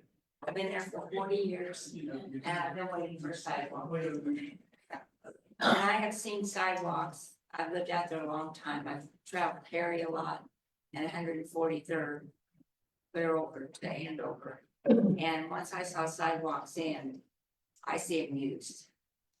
And I'm happy. Maybe not on the north side so much, but most of them are on the south side. Most of the sidewalks they put in, clear up to Webb Road, are on the south side. There's not that many on the north side, if any at all. So, thank you for sidewalk. Well, Thank you for your time, thank you for joining us this evening. Anyone else? Okay, seeing none, we're gonna bring it back to District Advisory Board. This is an action item to approve the proposed advice concept for the advice plan. Does anyone have any more questions for James or Steve or reference that JE have an answer? Have motion. Okay, if no other further discussion, I would entertain a motion. I move to approve. Okay, Tracy moves to approve, and Tyler beat you, Tyler second. Any further discussion on the motion? All those in favor, please say aye. Aye. Any Aye. opposed? Thank you, thank you, thank you. Anyone opposed, please say no. I must abstain. I work with Shady Hill on other projects. Okay, so counting the vote, we have 10 ayes and 1 abstain. Thank you very much. Thank you, Steve. Thank you, James. Thank you to our friends at JDO. Get home safely. Have a great evening. And thank you to all the community members who came to speak on this item. So last but not least, we have Sharon, who's going to join us from our legal department. Also want to mention that Mayor Wu is here because she wants to give her comments about golf carts. So we go to item number 9 on new business. And we are going to discuss the proposed golf cart ordinance. This will be a presentation and opportunity for district advisory board members to ask questions, to make comments, for our community members to ask comments, and to ask questions and to make comments. There will not be a full vote. Okay, so Sharon, with that, please let us know what you know. Please see if they get my PowerPoint pulled up. Okay, what's your favorite thing about Wichita in the meantime? Oh, yeah. See, I've been sitting back there in the cold corner, trying to think about what my favorite thing about Wichita was. I think as we continue to grow, we still have that community feel. Which was very important to me when I moved here a long time ago. I like that. Thank you very much. That's a great answer. My name is Sharon Digrup. I'm Chief Deputy City Attorney, and I'm here today to talk about a proposed ordinance regulating golf carts on the public streets. As a little background, currently, state law prohibits golf carts on interstate highways and public roadways that have a posted speed limit greater than 30 miles per hour. Golf carts are also prohibited by the state statute unless the city has enacted laws that would allow such operation. The ordinance provides that golf carts would be allowed on certain city streets. Golf carts would be prohibited on public highways, arterial streets, streets within the downtown core area, and streets that have speed limits in excess of 30 miles per hour. Additionally, the current ordinance as proposed would prohibit golf carts from crossing highways or arterial streets. The provisions would require golf carts to display a slow-moving vehicle emblem, would also require a city registration that is currently proposed at a fee of $75 per hour. The owner of the golf cart would have to provide liability insurance as required by state law. Operation of golf carts is prohibited on sidewalks, walking trails, and bike paths. Golf carts cannot be operated outside the hours 30 minutes after sunrise and 30 minutes before sunset. Drivers must be 18 years and have a valid driver's license. And the golf cart operation must comply with all traffic laws. Violations are a traffic infraction with a fine not exceeding $500. And we are here for questions. I don't know that I have a PD representative with me, so I'll try to answer questions or provide input. This has been presented to all of the other DABs. Staff will then take the comments from the DABs and put them together and decide what will be workshop at the end of February and be back on the city council agenda on March 18th. Is the plan. Great job. Bruce. What prompted this ordinance? There was a request by a council member to look into allowing operation. Constituents wanted to be able to drive golf carts in golfing type of communities. Drive it to the neighborhood pool, drive it to the golf course if they are within a confined area. It was primarily going from point A to point B, taking your kids trick or treating. Currently, operation is prohibited on any street regardless of whether it's a residential street, 20 miles per hour. So absent some legislation moving forward, those would not be allowed. It was not necessarily prompted by downtown. No. These folks doing stuff downtown. No, sir. Okay, thanks. There are exceptions in the draft to allow for operation of golf carts for community events that are licensed by the city. So River Festival, NCAA tournament was another item that's been discussed at a couple of the DABs. Those would be allowed if the event is licensed. St. Patty's Day Parade, those types of things. Okay, yeah. Yes. I'll let you go. Okay, so honestly, I don't see the purpose of this, and it's only from an enforcement perspective, because currently it's not being enforced, the ordinance that's on the books. We don't have an ordinance on the books. Oh, I mean, state law about golf State law. carts is not being enforced in Wichita based on a decision that was made, I don't know how long ago. But this level of enforcement puts so many layers of requirements as far as, I don't know, what's it, getting a sticker, there could be a fine if you don't do that. I don't see the point of doing that because our law enforcement already is overtasked and not able to do small things because they're busy focusing on bigger things. It's not in their strategic plan. I don't know how this would be enforceable, and I'm sorry WP isn't here, but it feels like we're addressing maybe a problem that doesn't really exist for most of Wichita. I know I may be on the wrong side of history. That's, some of you know, I work for the city of Augusta. City of Augusta 2 years ago adopted an ordinance allowing this. Not only that, but it allowed vehicles as large as mule. Does this include those? No. This does not include gators, does not include ATVs, does not include micro trucks. Their ordinance isn't exactly this one is, but dodging golf carts and mules and ATVs around on the streets of Augusta is a whole new experience when you're driving an F-150. Alright,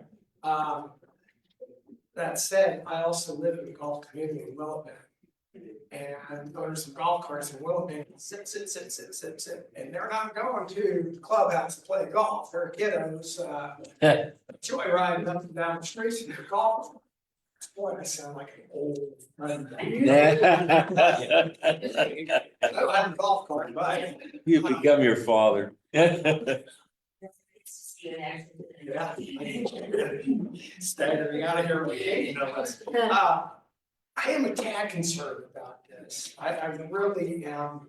We allow bicycles and tricycles and motorcycles. I ride motorcycles. I ride bicycles on the streets. I just caution the governing body to be cautious about this. I have no hopes of, if the status quo remains, that there's ever gonna be any enforcement of the current statute, in this case, in Willowbend against golf carts being driven on public rights of way. But it is a conundrum, and I don't know what, perhaps the best part of your ordinance is you can't drive on a street posted about 30 miles an hour, so it'd be pretty hard for anybody from Willowbend, right, to drive to Tallgrass. Currently, is the way it's written, yes, that is correct. So those are my miscellaneous thoughts and experiences on that. I'm still not accustomed to driving in the world with golf carts on the streets. And in Augusta, almost everything is 30 miles an hour or less, so they're everywhere. And the thoughts from the devs have been divided. I mean, I think the general consensus is we don't want kids in them. Or we don't want kids that aren't licensed driving them. There's been lots of discussion about whether the age should be 18 or 16.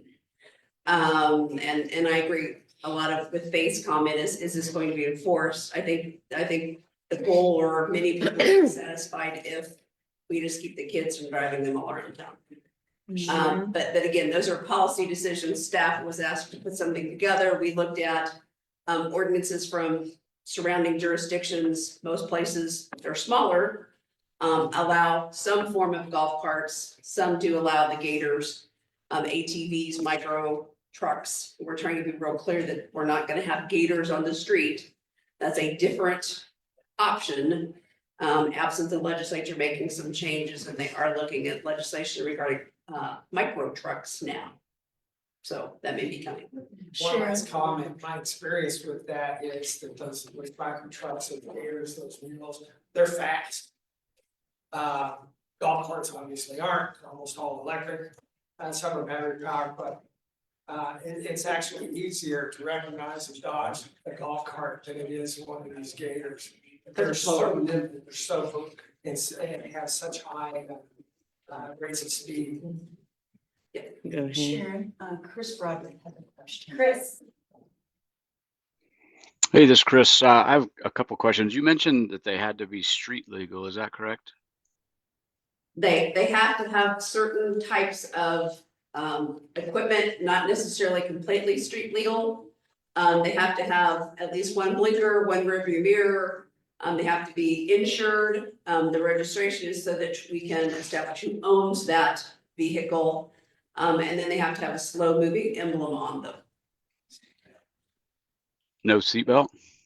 Seatbelts have been up to a lots of discussion at the DABs.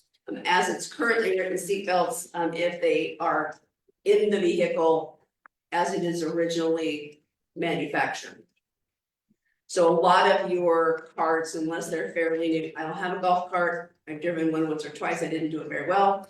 I've been told that only the newer ones are gonna have the actual seatbelts in them. So you're gonna have an awful lot of golf carts that are not going to have seatbelts.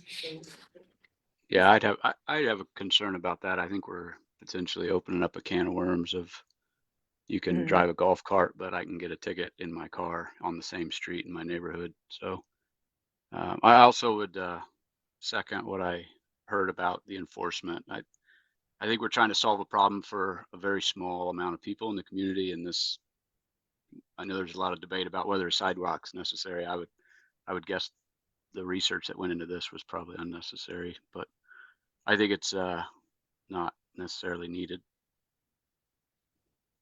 Thank you. Thank you, Chris. We appreciate it. Thank you for joining us. Any other questions? Yes, I see Tyler in the hand.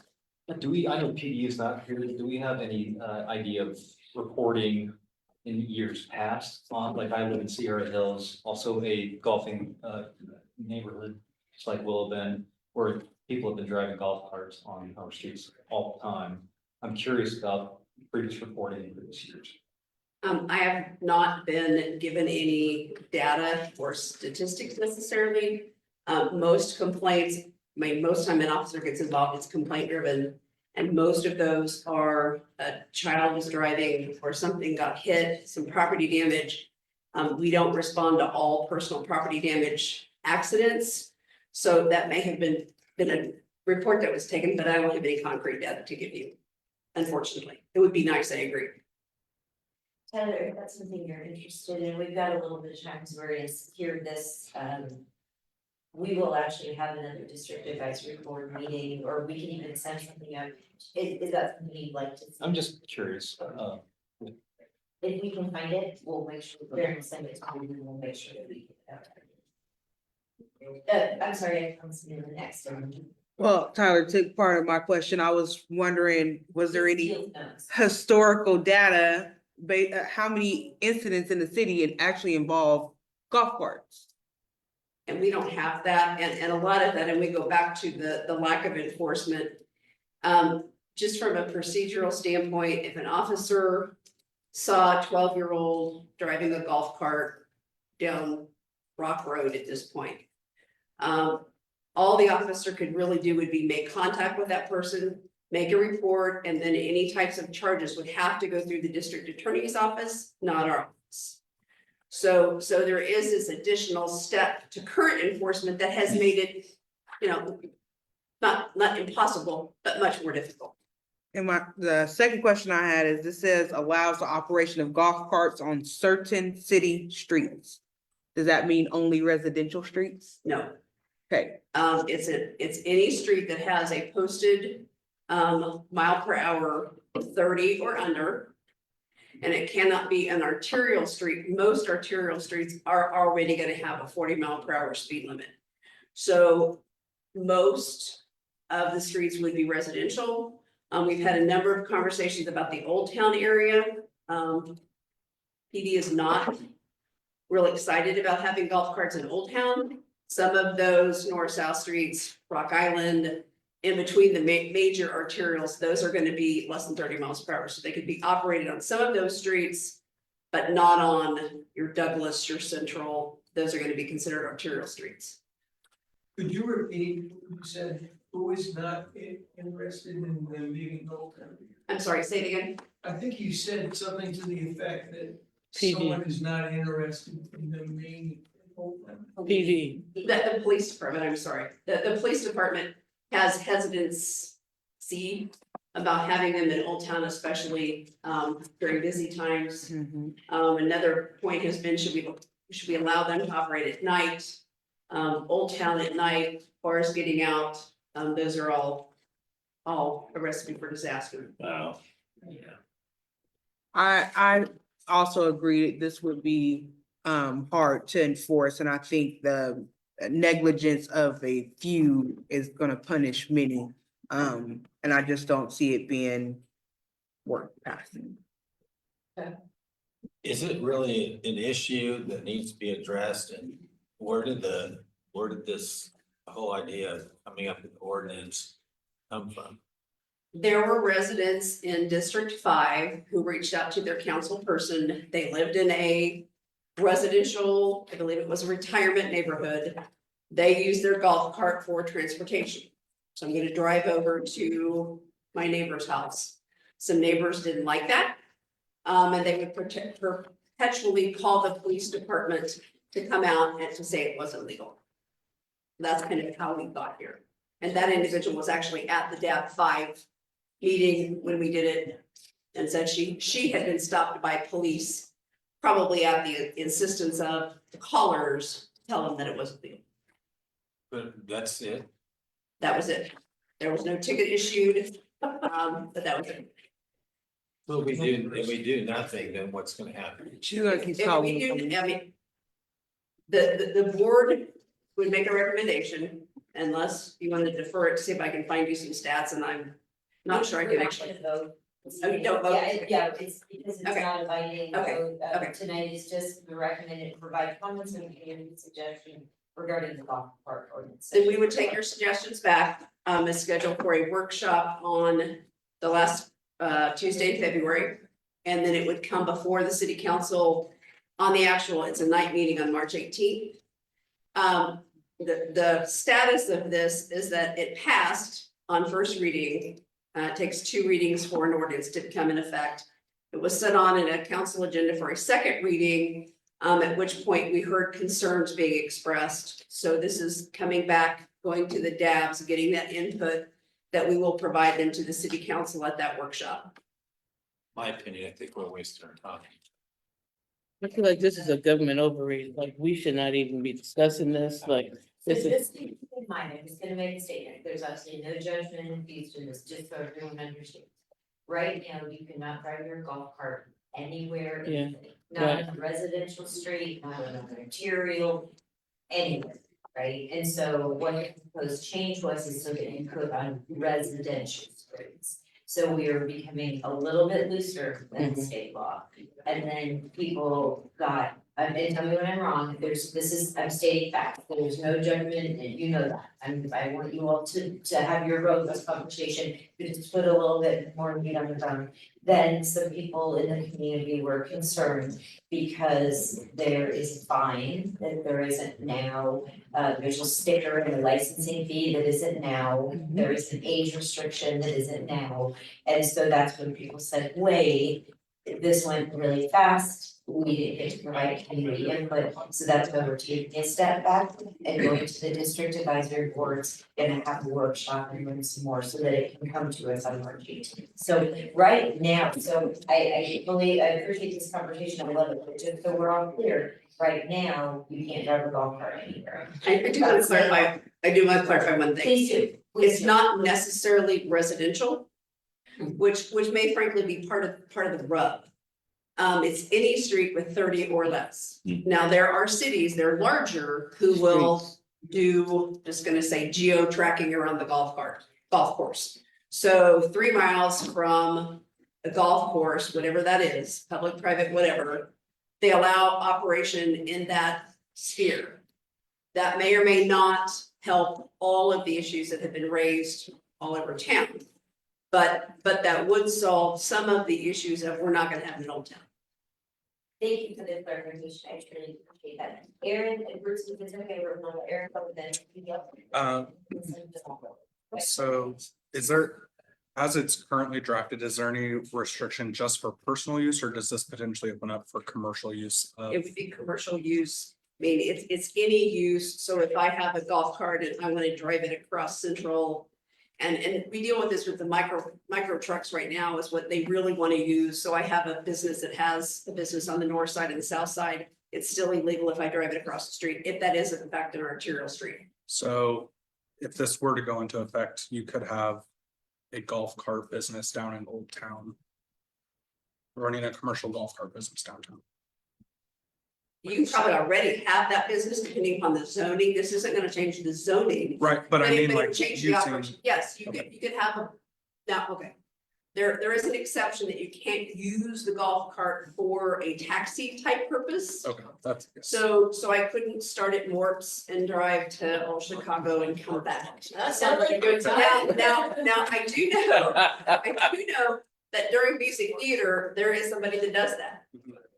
But this would not allow it under the ordinance. Okay, that's what I was getting at. Thank you. So did you say that crossing an arterial street is still illegal?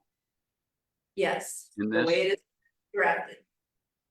So if I leave Tallgrass, if I left Tallgrass Golf Course and went west to a neighborhood across Rock Road, that's illegal. That's correct. You could not cross Rock Road, and that is a votive contention in the DABs. Is how do we get across arterial street? We are more restrictive than other cities for that particular provisions. The issue then becomes if you allow them to cross that road, what do you do once you cross that road? So if I cross Rock, I can't drive on Rock. I've now crossed over to, what's the shop? A neighborhood. Bradley Fair. What do I do now? Because I can't drive on the sidewalks, I can't drive on the road. And that is $1 million question as we talk this through going forward. Do you allow that golf cart to operate on the sidewalk? Lots of people have concerns about that, so why? So what does that look like if you take that next step and say, sure, you can pass an arterial street, but we're not gonna tell you what you do when you go across it? If you're going from development to development, it would be real easy. But if you're coming out of a development and you tee on that arterial, there's really nowhere for you to go. Yeah, my example was into a neighborhood, but that I think this even solidifies my opinion even more that this is solving a problem that doesn't exist because no one can really do anything with them. So, thank you. Yeah, I see a stealing issue raising from this. I see a parking issue raising from this. Suppose we drive our 150 downtown and we see a park place, we turn in there, oh, there's a golf cart in there. And are we gonna provide charging for people who drive too far on their golf carts once they get here? Now, I see all that. On the other hand, we allow motorcycles to do all this stuff, much smaller than the golf carts. And even some pretty small scooters that are still tagged and all that kind of stuff, we let them drive the street just fine. So I can see the contradiction. Maybe we should move in a direction of issuing unique special permits instead of a whole ordinance. So, we've had a pedestrian safety issue in Wichita and it's only gotten worse. More pedestrians are getting hurt and killed. And I feel very strongly that, I could drive from Kellogg to, I don't know, pretty far on a 30-mile road. It's called Edgeworth. So just because that's legal, is it safe? I don't think so. I think we have a problem with larger vehicles, not seeing smaller vehicles, motorcycles included, bikers, golf carts. If we're looking at public safety, I don't think we're addressing that issue at all. I think we're opening it up for more issues of smaller vehicles that don't have any protections. They don't have any seat belts. I mean, I don't want to tell people what to do. That's the opposite of my ideology, but I think we're creating a lot of layers here. We're not addressing an issue and it will probably hurt public safety. Thank you. I just wanted to say two things, so Teresa can get my position on the record. First is, there's been some comments about how ordinance is drafted being somewhat onerous in terms of requirements and restrictions. my preference would be, and I'm saying this to council members present, that if council moves forward in adopting this, that you retain everything in this ordinance in terms of requirements and restrictions, not lessen those.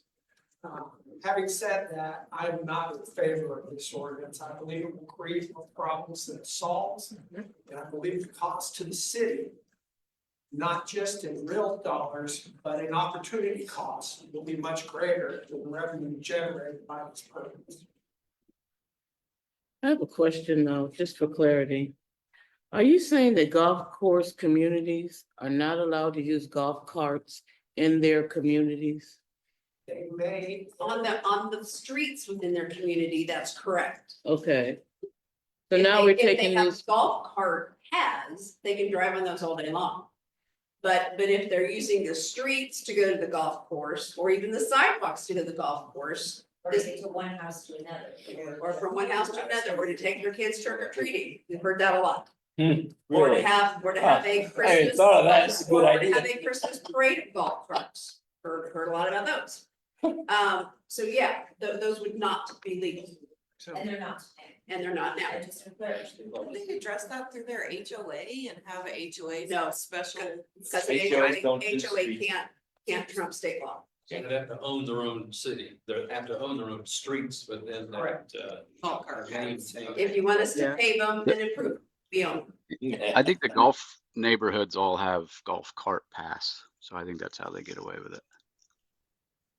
Okay, so any other questions, or we'll have time for comment, but we have public comment, and then we have one individual maybe. Aren't you thrilled you got this? I think there may be a couple. But we're done, everyone's doing it.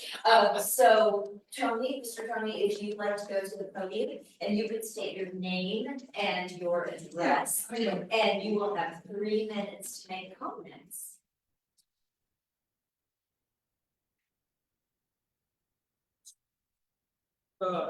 Okay, so my name is Tony Caputo. I live, both at, I have a home at 6907 East 14th. And I also have a home at 515 South Main, the Water Walk. So we've been living at the Water Walk mainly for about 10 years. And about a year after we got there, we bought a golf cart. And have been driving around downtown Wichita. We take it, to Century 2. Sometimes we have other old people in the cart with us, drive them over there, like they were talking about earlier. Different functions. We have a garden area that we drive over to, and we plant tomatoes over there. Go back and forth. So everything has been, we've never had any hassles with police or people or anybody. No criticisms whatsoever. During Riverfest, sometimes we even help the security people get from place to place. So all of a sudden now we find that we're trying to pass a law that says we can't drive it downtown, period. The state law that you patterned or started with says you can drive them on 30 miles or less. 30 mile per hour roads, and you can cross arterial roads. And in those golf courses, they have to cross the road to get to the path. So this ordinance is terrible. It's terribly restrictive. It's the first thing that our newspaper said when they heard the law. It's very frustrating for me. I think you can tell. Anyway, so downtown, you don't want us to be able to operate our golf cart, but we have whole lanes reserved for bicycles. 30 seconds, sir. Pardon me? 30 seconds. You've got 30 seconds. Oh, we have electric bikes, we have scooters, but no golf carts. I think that's very, very, unfair, discriminative. Maybe more seconds. Got 10 seconds. That's. Thank you. Thank you. Thank you for being here, for waiting. I think Tim has a question for Sharon. Is it over? I'm searching clarity. Yes, Does state law currently allow golf carts to be driven on city rights of way at any speed legally? no. And let me read you exactly what it says. It's unlawful to operate a golf cart on any highway, federal or state highway, on any public highway or street within the corporate limits of any city unless authorized by such city. So right now, it doesn't matter whether it's 10, 20, 70, you can't do that. And I've had a couple readings of the state statute. We as a city cannot allow them to operate on a highway. We cannot allow them to operate on a street that's over 40 miles per hour. The arterial distinction is something that he is correct, we built that in. Because the thought was a safety standpoint. Unlike a lot of the cities around who looked at this, we're a whole lot bigger. We have a whole lot more cars, we have a whole lot more traffic. So we're trying to keep those types of things off of those major roads. The downtown core area, and I'm gonna speak for PD, even though they're not here. That was something that they felt important about because of sightlines. You have buildings, you have a lot of cars, you have a lot of traffic, you have people running red lights. And if they're on the street, that could be a problem. So, Mr. Young, do you comment and then back to the board? I can't hear you. Did you have a question or not? Well, you have ignored the fact that there is a state statute that allows golf carts in the city. Yeah, which is what we're trying to do. So, and that's exactly the wording that you should read. I just read it. Your question. So I think the question was, it's illegal. No, wait a minute, you did not read it. You did not read 8-15-108. Yes, I did. Well, I have it here in front of me and it allows golf carts. If it's with lights and et cetera, my. Mr. Caputo, that would allow golf carts if the city council. Exactly. Passes this ordinance. Right now, there is no ordinance. No, I understand. That allows golf carts even in your part of town. Yes. Right now, you are currently using your golf cart illegally. The only way, and that's the state. I'm not using it right now. City law. You know, they're looking the other way, and they know you're being pretty about how you use it. But if they do adopt this ordinance, it would continue to be illegal for you to use your golf cart downtown. Because of not being able to use a golf cart. Because it's carved out, if this ordinance is adopted, then I object to it. Very good, yeah. So if the ordinance passes, we're not going to put you on your golf cart. Pardon me? Is that correct? Yes. Right. You currently cannot legally use your golf cart, and if they adopt this ordinance, you still will not be able to legally use your. Right, that's why we're here, lobbying to get the ordinance changed. Change, okay, just want to make sure everybody is on that. Coming back to the council, I'm sorry, Amy. You're right, mute on the issue, right? Does anybody else from the district advisory board want to weigh in? Thank you, Sharon. Yes, I appreciate you coming. I know that going to the dabs and delivering this awful news has probably not been fun for you. Yeah, what a thrill to eat. Yeah. This is exactly. Send it to the lawyer. Breakfast. Yeah, send it to the lawyer.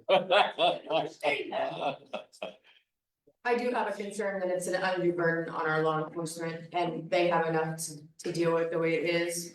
Besides golf carts, and although I do feel like what Faith said about we have issues with people just running people over at this point. Golf carts obviously complicate the whole shebang as well, so. I think a horse, policeman on a horse chasing a golf cart would be worth videotaping. Sure, thank you for being here. Yeah, thanks. All your work on this. So in case you missed, the last Tuesday of the month will be a workshop, you can attend, you will be able to speak. But if you wanted to watch it, you can watch it at YouTube, either live, it's a YouTube channel, or you can go back and watch it. Please, and then March 18th, our evening meeting at 6 P.M. This will come before us for second reading to see, you know, what kind of sausage we make with it. But listen to your colleagues, your friends, your neighbors, call me, text me anytime. You always can do that certainly, but this is a really important decision for the community. We've heard lots of feedback. I'm glad we hit pause. I'm glad we're getting community input. That's what we always strive to do. So let me know what you're hearing, what you think, okay? Is there anything else for the good of the order? When was that workshop? It'll be the last Tuesday of the month at 9 AM in the morning, so we are looking at the 25th. 9 AM, we'll do consent agenda first, and then we'll have the workshop on this. I don't know if this is a DAB question or not, but the streetlights were pulled to talk to Evergy. I've been talking to Evergy for over a year about all of the frontage road on Kellogg being black from Edgemore to Governor. Right? Completely out. And Teresa is the streetlight guru and can hit streetlights, she is.